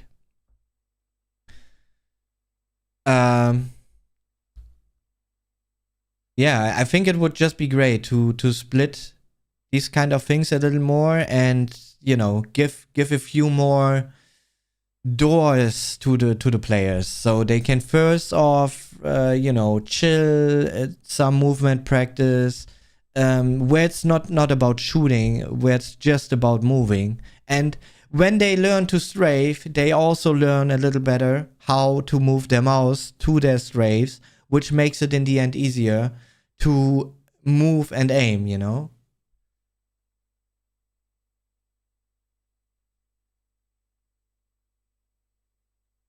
Yeah, I also, like, I played defrag for so many hours back in the day. Always been so much fun, and there is so many different maps and challenges you can get, you know, that was made by the community. It was great times, and also allowed me to be a better player in the end, you know, in playing duels, to be honest. Like, have a little better movement, knowing how to move, how to strafe a little quicker than the other are doing, because they don't use like the full angle, you know, things like that. Like, strafes can always be a little better, until you hit like the sweet spot. Like, there are perfect angles to get the maximum speed out of strafe jumping, for example. There are circle jumps, you know, like, to get a little more speed out of the first jump you make, if you strafe and jump correct. Like, all these little things, and it's easily created in, you know, in a way, I think, because it already exists, so you don't have to reinvent anything. You just need to introduce it in a good way.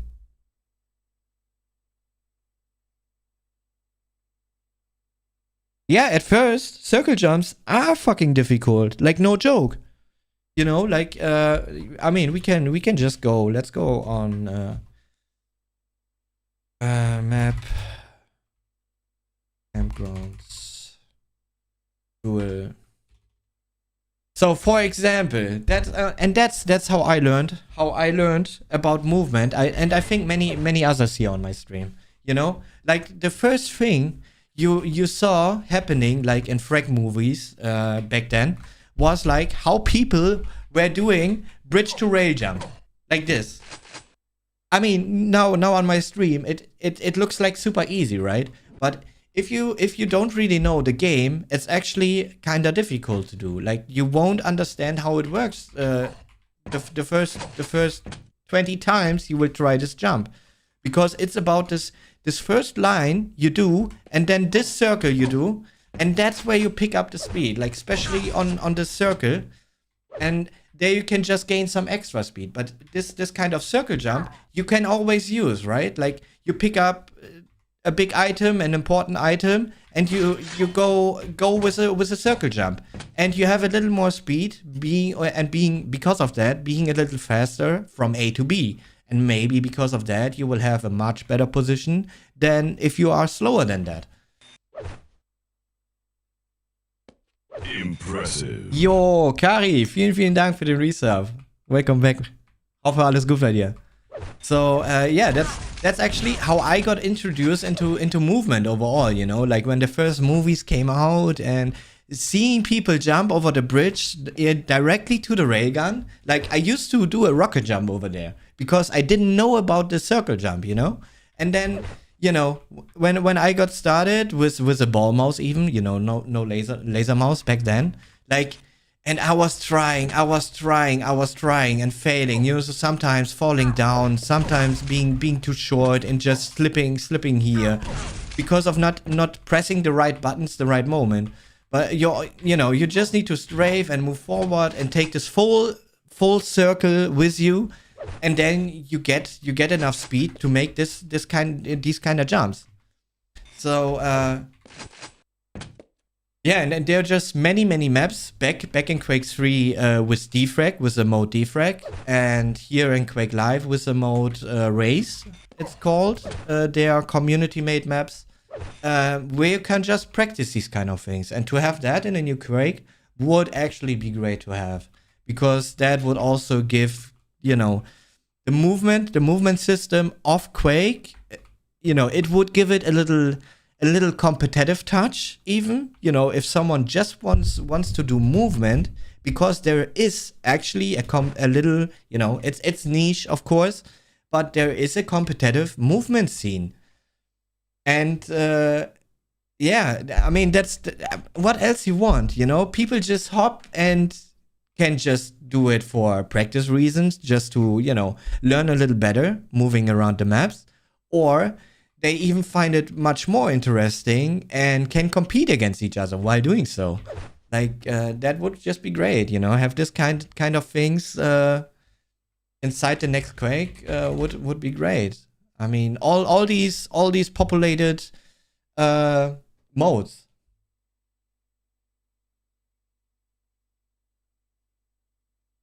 That would just be like really great. And I think if something like that happens, it's also going to be the moment where people are really, you know, where the majority of Quake people really joining a single Quake and be, you know, mostly there together and not being split up. You know, there's still a few playing Quake 4.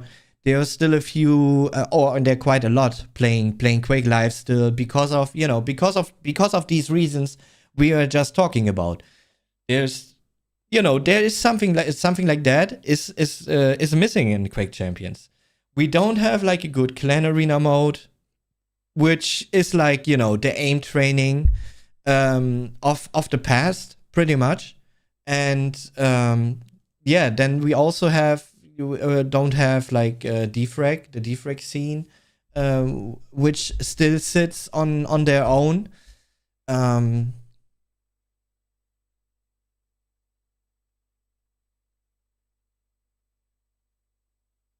Yeah, but only, you know, get the players from Quake Live right now into the next Quake and the current player base of Quake Champions. So we already would be at 200% player base that moment.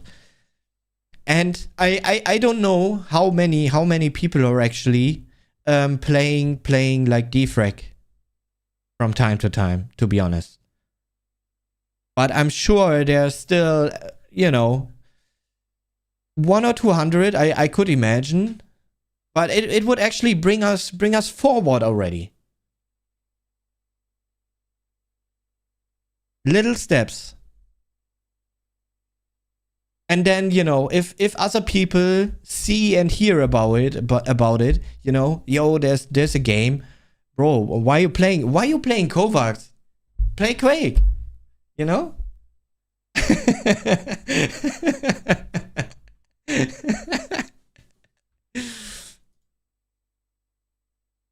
That would be great.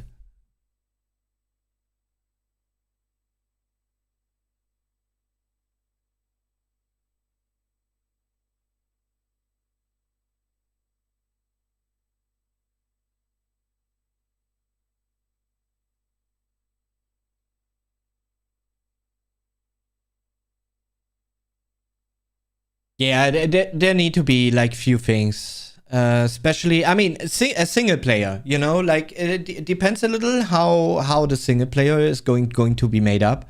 I mean, you could also try something, you know, something fresh, something new. Now that there's also like the Microsoft team behind, I mean, they surely also have some ideas in their mind. I mean, you know, you know, try to combine single and multiplayer in a way, so you have something for people to chill together, and not just be, you know, not just have things be about frag, but do something else together, you know. Who knows? Like there are many ways to go. You never know which one is the right one, right? You need to try.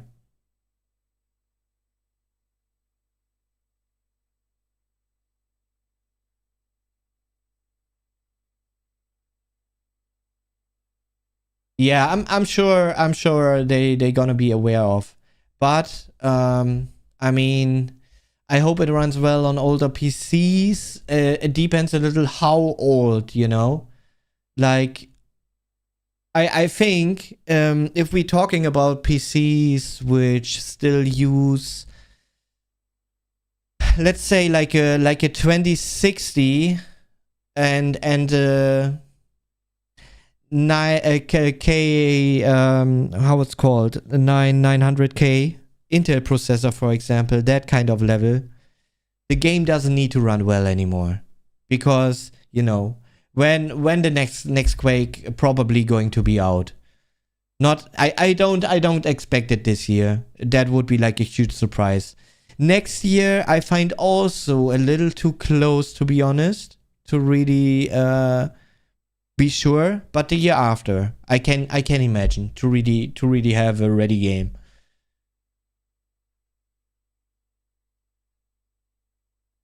But who knows? You know, maybe it exists already, and they've been on it since they moved together.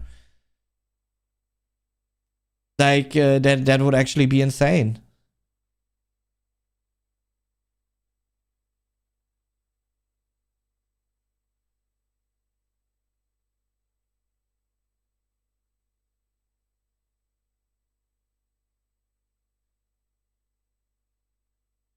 Yeah, but that's like the thing, you know, like if you run on really old hardware, I mean, you can't expect a brand new game to run well on your PC.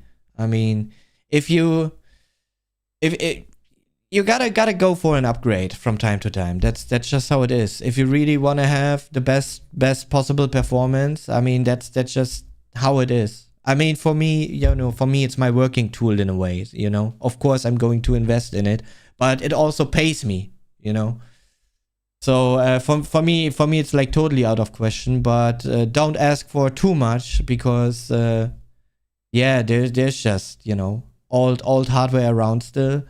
But also the money in a way feels a little tighter to make those invests into new hardware. Like 15 years ago, people thought a little less about these kind of things because you know, they could still like overclock. And now there are so many socket changes happening, at least on the Intel side. I mean, AMD is actually doing like a great job with their new socket. You know, supporting it for such a long time. So there's always upgrade possibility.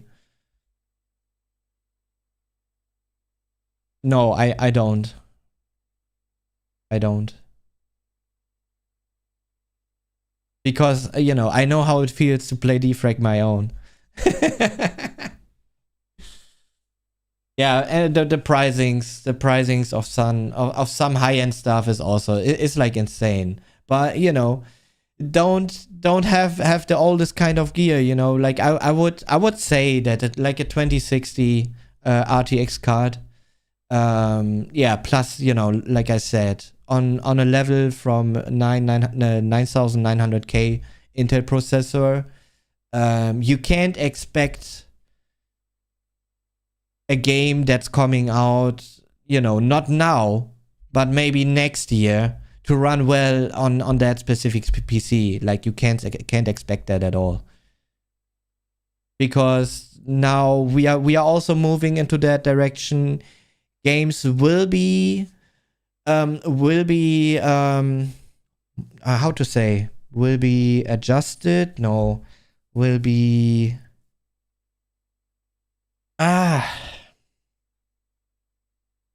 missing the word.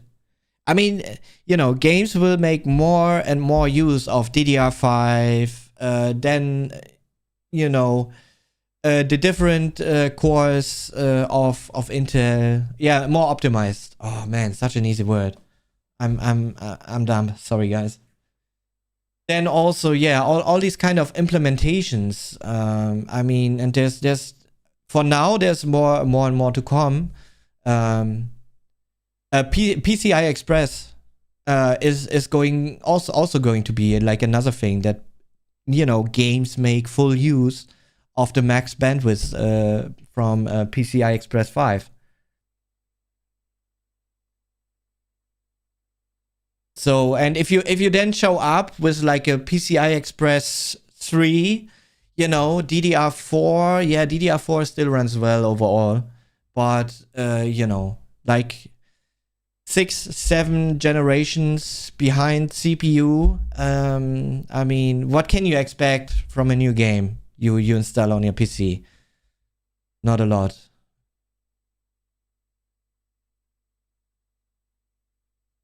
Not for me, Orcus, though. Like, yes, Quake Live feels great. Almost no matter what settings you set it on. Like, everything feels like crisp, but running around the maps, Quake Champions feels like smoother for me. But you know, I'm only talking about the textures, you know, how they move on my monitor, on my screen, and you know, I'm not talking about how my opponent looks like when I play against someone in Quake Champions. You know, how his model moves. That's not what I'm thinking about when we talk about performance of a game.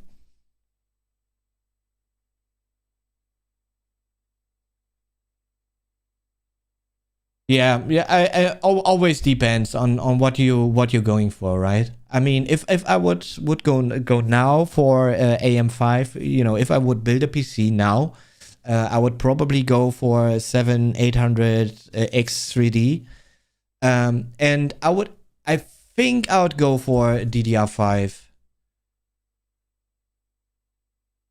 already. And you know, there's quite some range already within DDR5. You can choose things, to be honest. And then you're going to be safe, right? Like, for how long DDR4 lasted?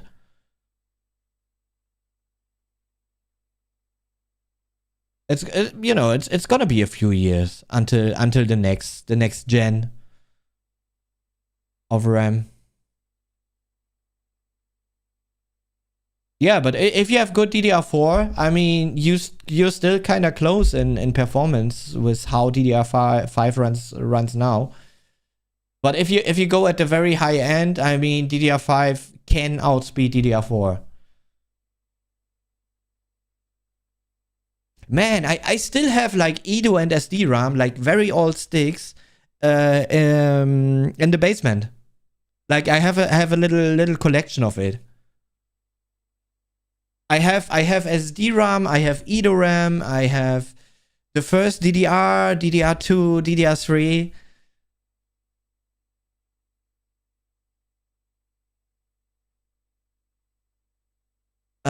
No, I don't. I think that's actually missing.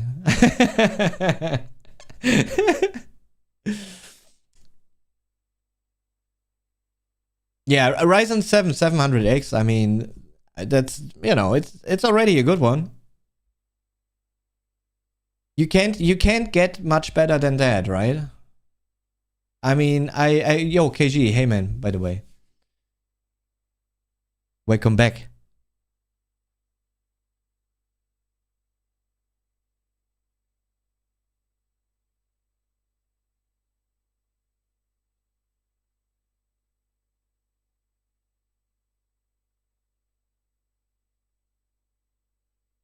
Yeah, I mean, beginning of last year, I did invest into a new PC.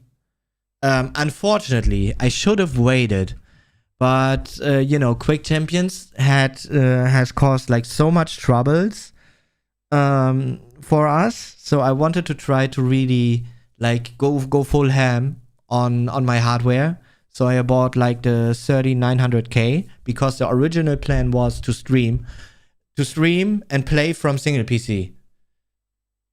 But, you know, it always felt like there's a tiny, no matter how much power I have, there's a tiny bit of you know, micro stuttering happening once OBS and Quake Champions is open at the same time. And only in Quake Champions. It didn't feel like that in Overwatch. It didn't feel like that in Valorant. Only in Quake Champions. You can see, you know, the texture stuttering a little bit. So now I'm running a 3900K, which has way too much power. And I bought it for what? Like 660 euros or something? I bought it for so much money. And I would have been much better off like with a 13600K, 13700K. Like much better off. I could have saved so much money.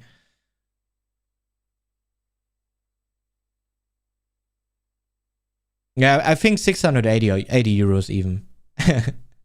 and then, you know, like I said, I went full ham. Like my main board did cost 800 euros. There was supposed to be 200 euros money back, I think. But unfortunately, I never received it somehow. I did sign for it though. Yeah, I bought like yeah, I mean, it all came out that moment, right? Like the 3900K was like very fresh. Then the first high-end mainboards were like super fresh. It's the Asus let me think, Maximus Hero. Yeah, it is. So I went full ham. Like I have plenty of room to overclock it. I like, you know, I can easily overclock it. Like I have a 420 AIO inside of it. I bought a new case, which gives me this kind of room to put it inside there. But I can also use like many M2 drives on that board, which is great, you know. Like nowadays, I could completely get rid of normal SSDs. Like I wouldn't need to use them at all.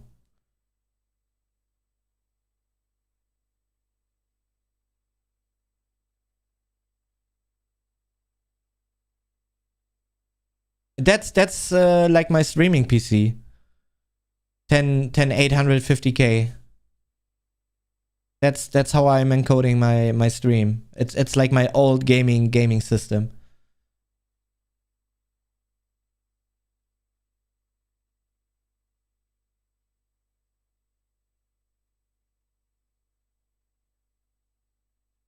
Yeah, but also that moment there was, when Intel came out with their processors, they outperformed AMD that moment, right? So for AMD it was like, I think 4 or 5 more moments before they came with their Ryzen 7. So yeah, kind of unfortunate. And for me, it was this time window I had, right? From January to February, to get a new PC and be ready for, Quake Champions again. Because my main plan was to game and stream on the same PC, which, it turns out that it didn't work.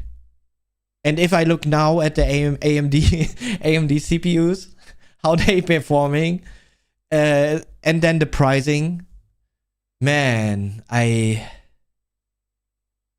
could have saved like 50% of the money I spend now on the Intel setup. No, they are crazy good. They crazy good.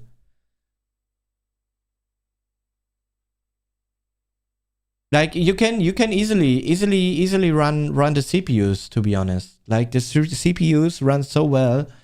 Yeah, with graphic cards, it's a little bit different, but it depends only on the software that you are using.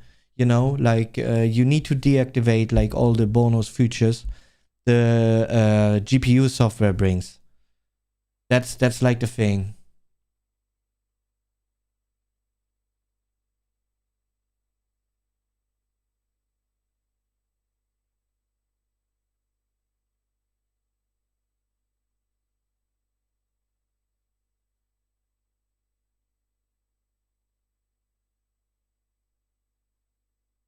Yeah, absolutely.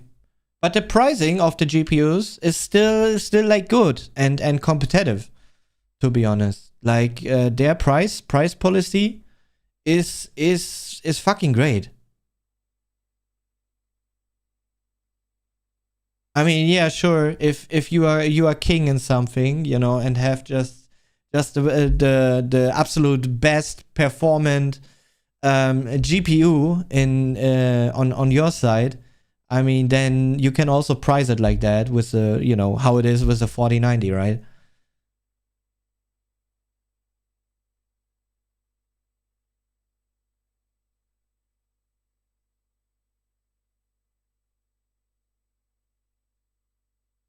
Yeah, there are certain things still, with AMD GPUs, which don't run really well together. But that would also be my strat, like go for AMD CPU and buy NVIDIA GPU. I mean, you can't go wrong with that.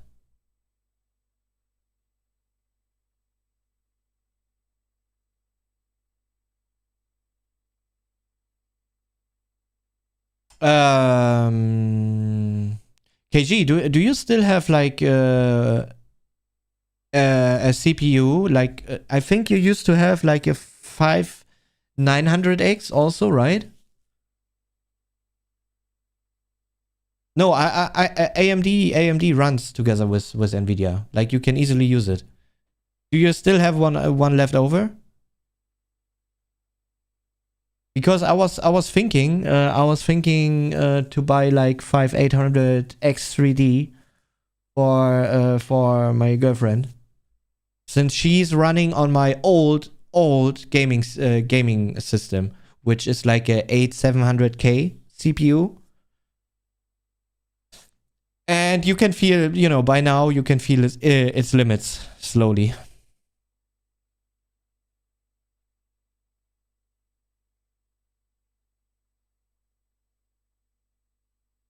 Yeah, Reason.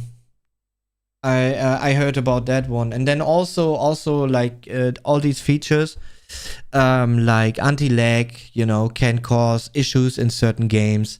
So I would, probably I would try to really try to use as less features as possible of drivers. But I'm also not using any kind of features from my NVIDIA card, to be honest.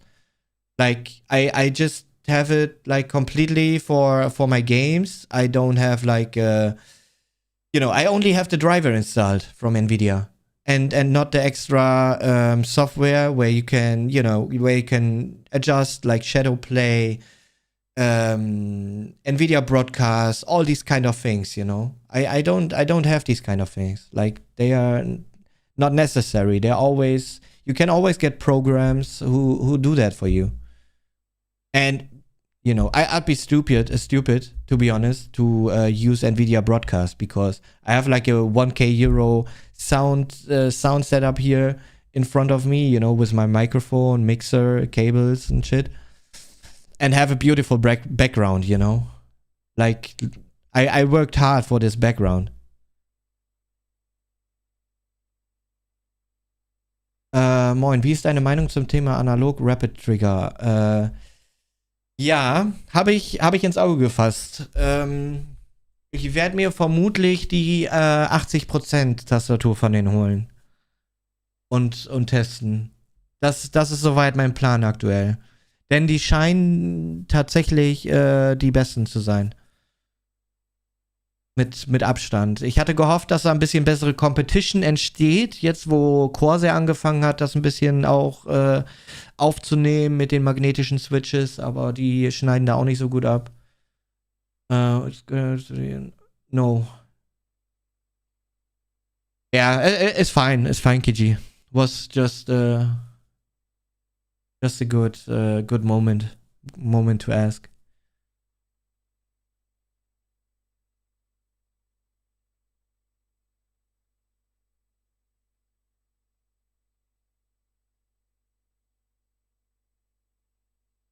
Yeah, the 10850K actually runs well with Quake Champions. That's right. Like, I could easily get like 360 FPS on my 10850K with my 3080 together. Like, that setup worked really well together, to be honest. But I wouldn't take it for granted, if I would still play on that kind of setup, like 10850K together with a 3080 RTX graphics card on DDR4 3200. That's how my old gaming PC was looking like. I wouldn't take for granted to be able to play like a very fluid next gen Quake. I think I could probably hit the limits with that kind of system. I know that I have a lot of room with my 3900K. Like, I have plenty of room.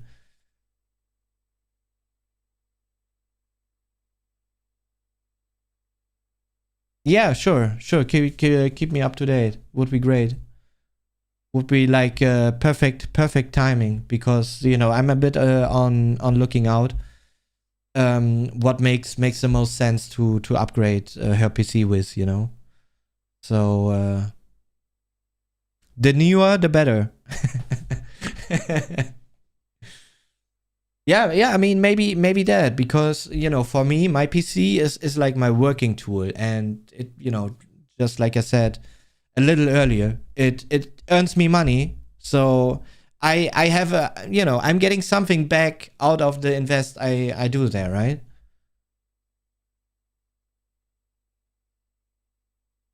Yeah, that's just what we were talking about wooden keyboard. And I'm watching for the 80% at the moment, because I would like to have like arrow keys on my keyboard. I would have liked much more to have like a Wooting TKL edition. I think I would have enjoyed that much more than going for 80%. I don't know why they've chosen that way. Like, it's very different from all other, and I think that's why they've chosen that kind of direction. But yeah, I mean, TKL works since years already, right? Why you trying to go a different route? But I'm sure they will be successful still with it, because being able to use those analog arrow keys, I mean, a lot of people will enjoy that.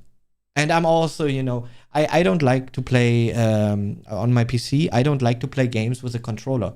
I rather play games with at least with a keyboard. It doesn't have to be the mouse, but at least keyboard. I love to play from time to time Trackmania, and I love to play it with my keyboard.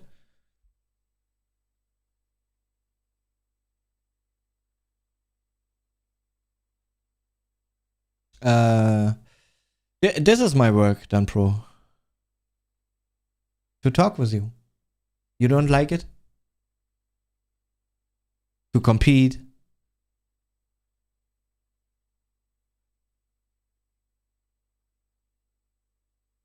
Nah, I just, somehow I really enjoy it to play Trackmania with keyboard. Okay. Now I'm happy.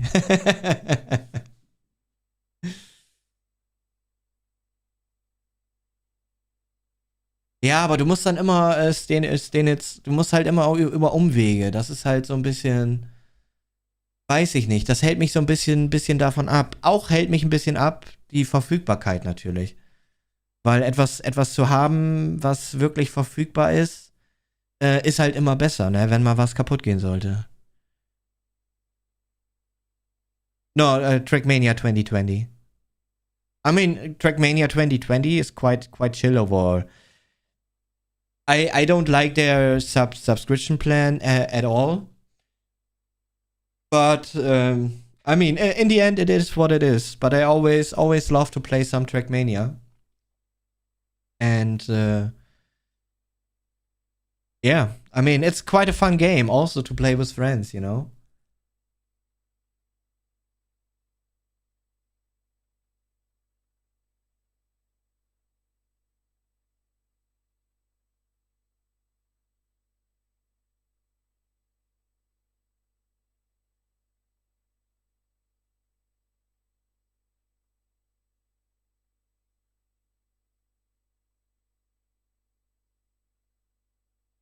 Yeah, that's true. That's true. A mouse is also a very important piece of hardware. But I'm not making or overall like professional players don't make too many changes on their setup, because if that's like the professional way. If you really want to get better in something, you can only get better by having something consistent in front of you. So you need, if possible, to have this consistent feeling in order to improve on it. If it's not consistent, you won't perform on your best, and you can't just grow above the 100%. It's difficult, very very difficult to make that happen.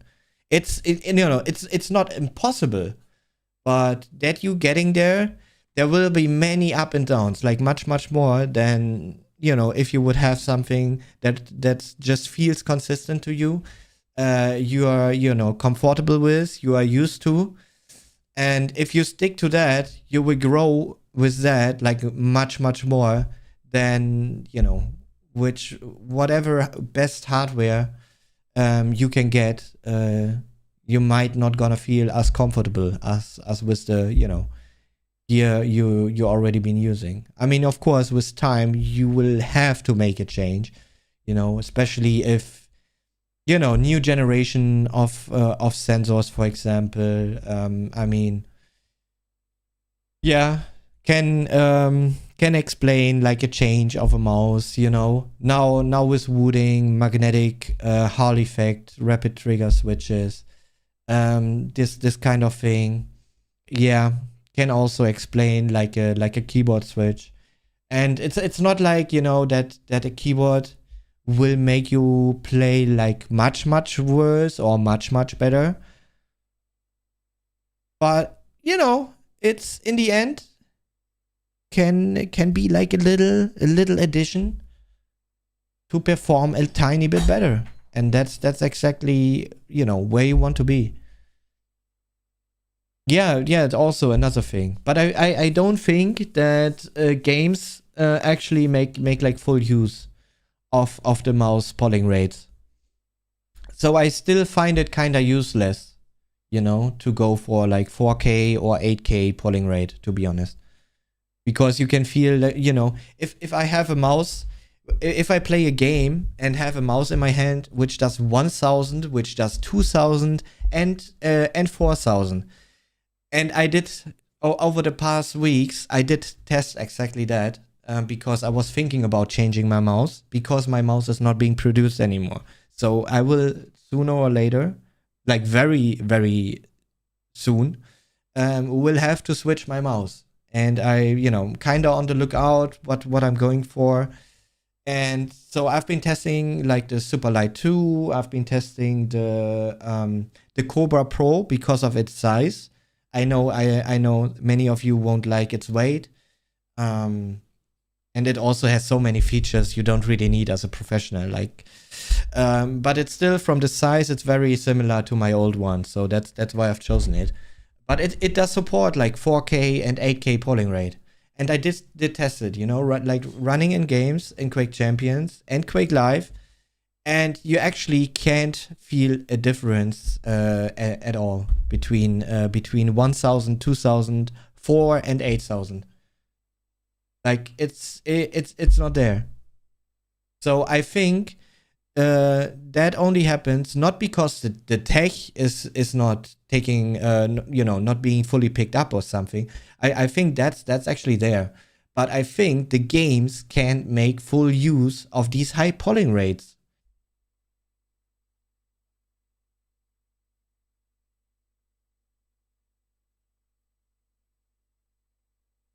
Do you like more high or flat mice? I mean, bumpy, you know? Like I'm using the G Pro Hero wired right now, right? So it has this, you know, you can put your hand like really well here on the back of it. Oh wait, let me go here. Right? A little more. You know, I like just hold it like this so I can put my hand more onto it a little and just have it relaxed on there. So yeah, it kind of is flat, but at the end, you know, it's a little more bumpy, a little higher, and not super flat. And I kind of, you know, for some reason enjoy that kind of mouse shape the most. I mean, I think I started with this back when I was playing with the G9X, right? Like with the small shape you could put on the G9X. This, like, the shape was kind of the same like my mouse is now, or very similar at least. And yeah, I think that's just where I started to feel good with this kind of shape. I probably could change to whatever in the end, as long as the mouse is not like too big. It's not gonna, you know, not gonna be bad.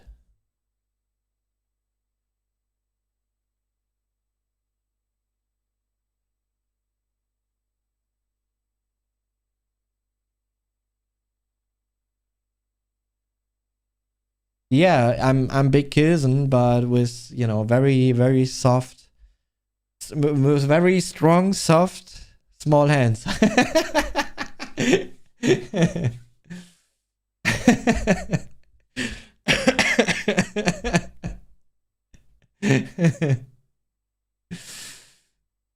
How's the Cobra Pro to you? I mean, I actually find it quite similar to my G Pro Hero Wired, to be honest. I do, and I'm not sure how much I like it or not. I can feel that the sensor does track a little more accurate. So some movements feel a little quicker. And I'm not fully sure yet if that's really what I want.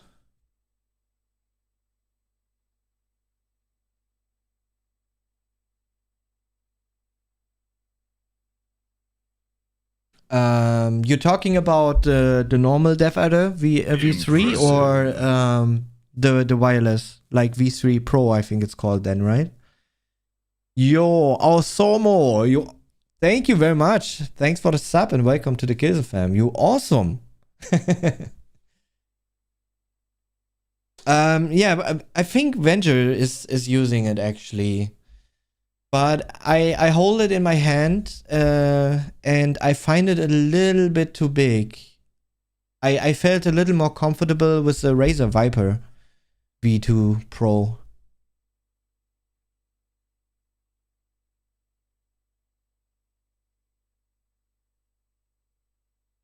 The weight of the Cobra Pro is 79 grams. Yeah, that's correct. And you can reduce it to 77 if you, if you remove the bottom thingy. Then yeah, it's 77 grams still. But now, if we're talking about mouse weight, I mean, my Raygun always been one of the best, and my LG also, yeah, sometimes yes, can be shaky. I know, but if I'm fully feeling it, I'm also, even with my LG, very very good. My rockets can be really really good when it matters, especially. And my mouse I'm using right now has a weight of 86, 87 grams. So it's not really, it's not really about mouse weight, to be honest. Like it's much more about shape and sensor itself. I mean, and of course, like the buttons itself, they need to feel good. That's also something quite important.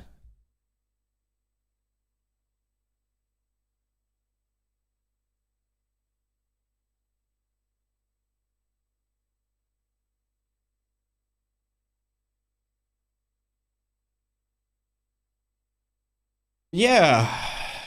Yeah.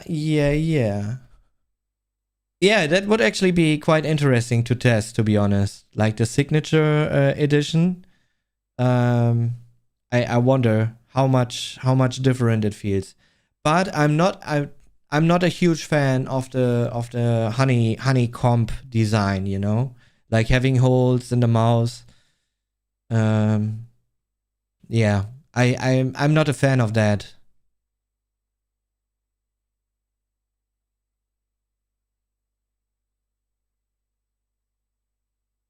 Yeah, but even even that mouse, if it would be like the perfect fit, man, it's so expensive. I think I wouldn't go for it, to be honest.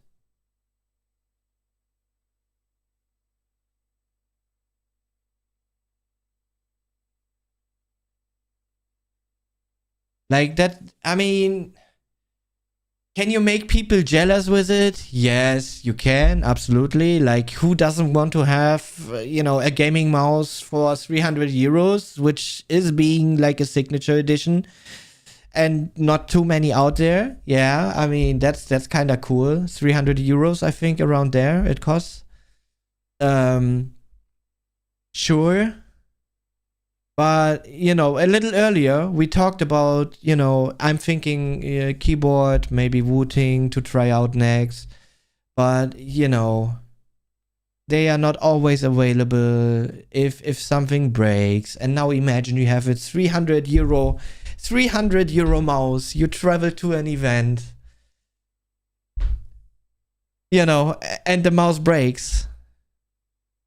Well, you're gonna buy like two, because you're probably gonna need a backup at some point, because it could always break. Something can always happen. You never know. Maybe you have a bad one. All these kind of things you need as a professional. You need to think about these. And then yeah, try to find a replacement for that quickly.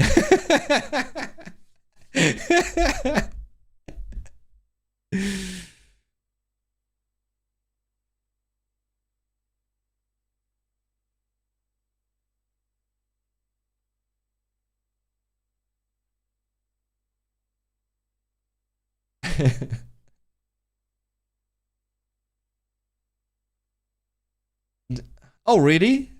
Is it a real thing, Color King? Really? Raise what you can replace. I like that.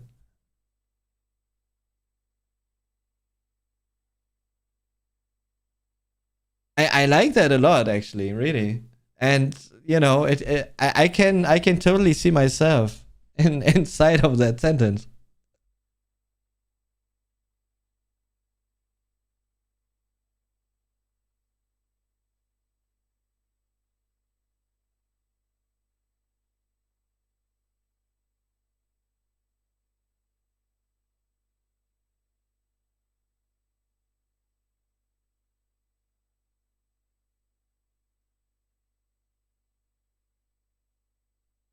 I like that. I really, I'm a huge fan of that saying.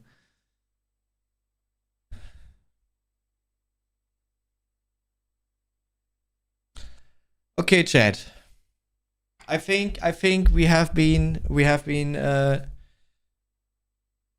talking enough for tonight. But it was a great talk. It was really, like, let me tell you, it was a real pleasure to talk about these things with you guys. I think, wow, that's actually, I'm kind of a little sweaty. I think, if you're interested, because if you gaming, or if you want to game Quake Live, you yourself, you don't have to be feared being DDoS, if you play the game. I think at the moment it's on a little offer, right? Minus 70% at the moment. Like, you can, I could buy Quake Live for only €3 at the moment. Maybe someone of you is interested in it. You can, there's a good offer around on Steam right now, so I think that's worth it, like, absolutely, because just like I said earlier, there are many advantages you can take out of the game, being one of the best aim trainers. And if you also want to get in touch with Quake, and then strafing, there's a mode. It has an in-game server browser, and there is a mode which is called Race, you know. And there you can also, learn some movement, some strafe jumping. So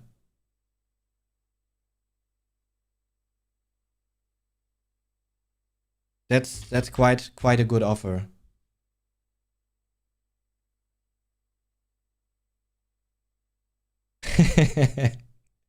Will do. Yeah, and unfortunately, like, first, Ins was trying to have a tournament, like a little defrag tournament. But everyone, like a defrag tournament for the Quake Champion or Quake Live Pro players. But maybe one or another knew that I'm a little more experienced with defrag overall. That I have like a tiny history in it, at least, and been doing it quite some. And everyone was scared, unfortunately, to do it. So it got cancelled. Feels bad, man. Yeah, because also, like, in Quake 4, I did play. There was one competition called out back in Quake 4 times, and I did place on third or fourth place in it, on a certain parkour,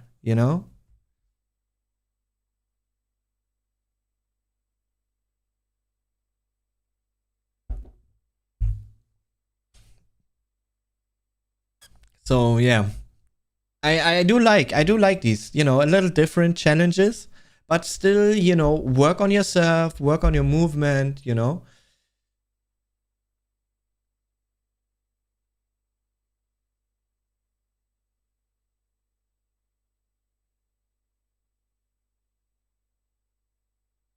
I don't think that's ever gonna happen, right? Since the engine just hitting its limit, like the way it is already, you can't make it any better than that, to be honest. Like, it's good the way it is. It is already good the way it is. Only when I'm streaming with you. I do. No, but not always. Like sometimes. Sometimes when I like to have a Red Bull, I take one because I have the beautiful fridge behind me. And energize myself a little bit.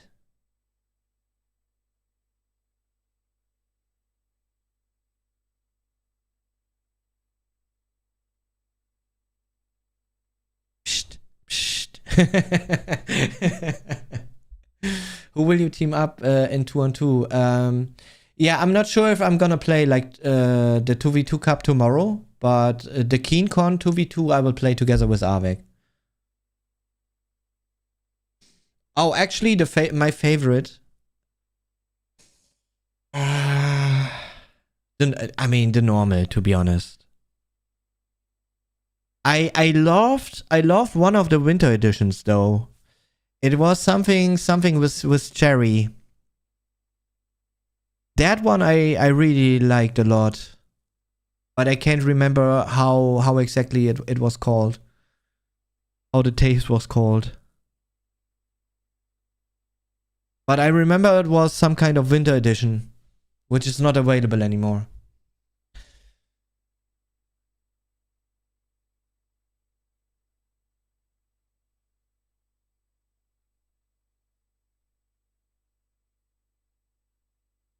Okay.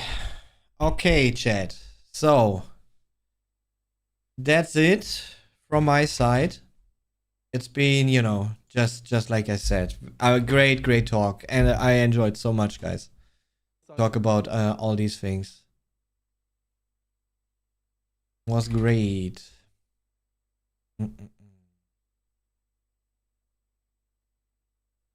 I hope you liked as much as I did. But yeah, I mean, I guess so. You are back here.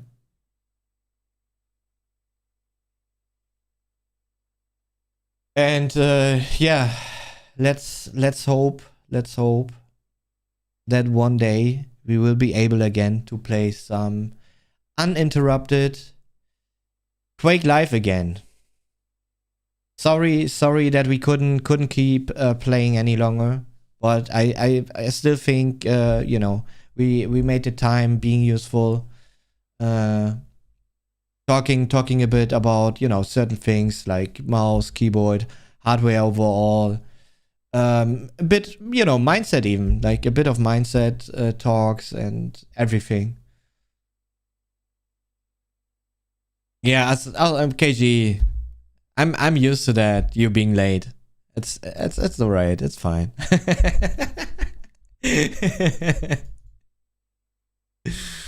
No, there was also like so much chat activity overall. Like really, I enjoyed it a lot. And we are still at a number at the moment, you know, where I can catch like most questions and lines and everything. So absolutely great. Thank you very much for that, guys. Thanks a lot. Also, big thanks, big shootout for the support of today's stream. Thanks for the follows, guys, for the subs, resubs, but also, you know, like I said, for the questions, talks. I hope we will see again tomorrow. Yeah, I will try to find someone to play with in tomorrow's, because tomorrow there's a 2v2 cup happening in Quake Champions. And Avik is going to play it together with Ron, because Silent Sepp isn't able to play.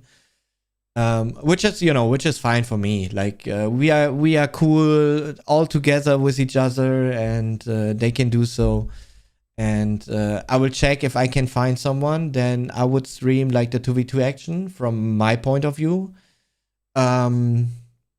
If not, you know, probably try again some Clan Arena, Quake Live, something like that. We will see. We will find something, most likely. So, but if you can't make it, you know, have a great weekend, guys. Have a great evening. And I wish you a good night and see you next time. Bye, bye.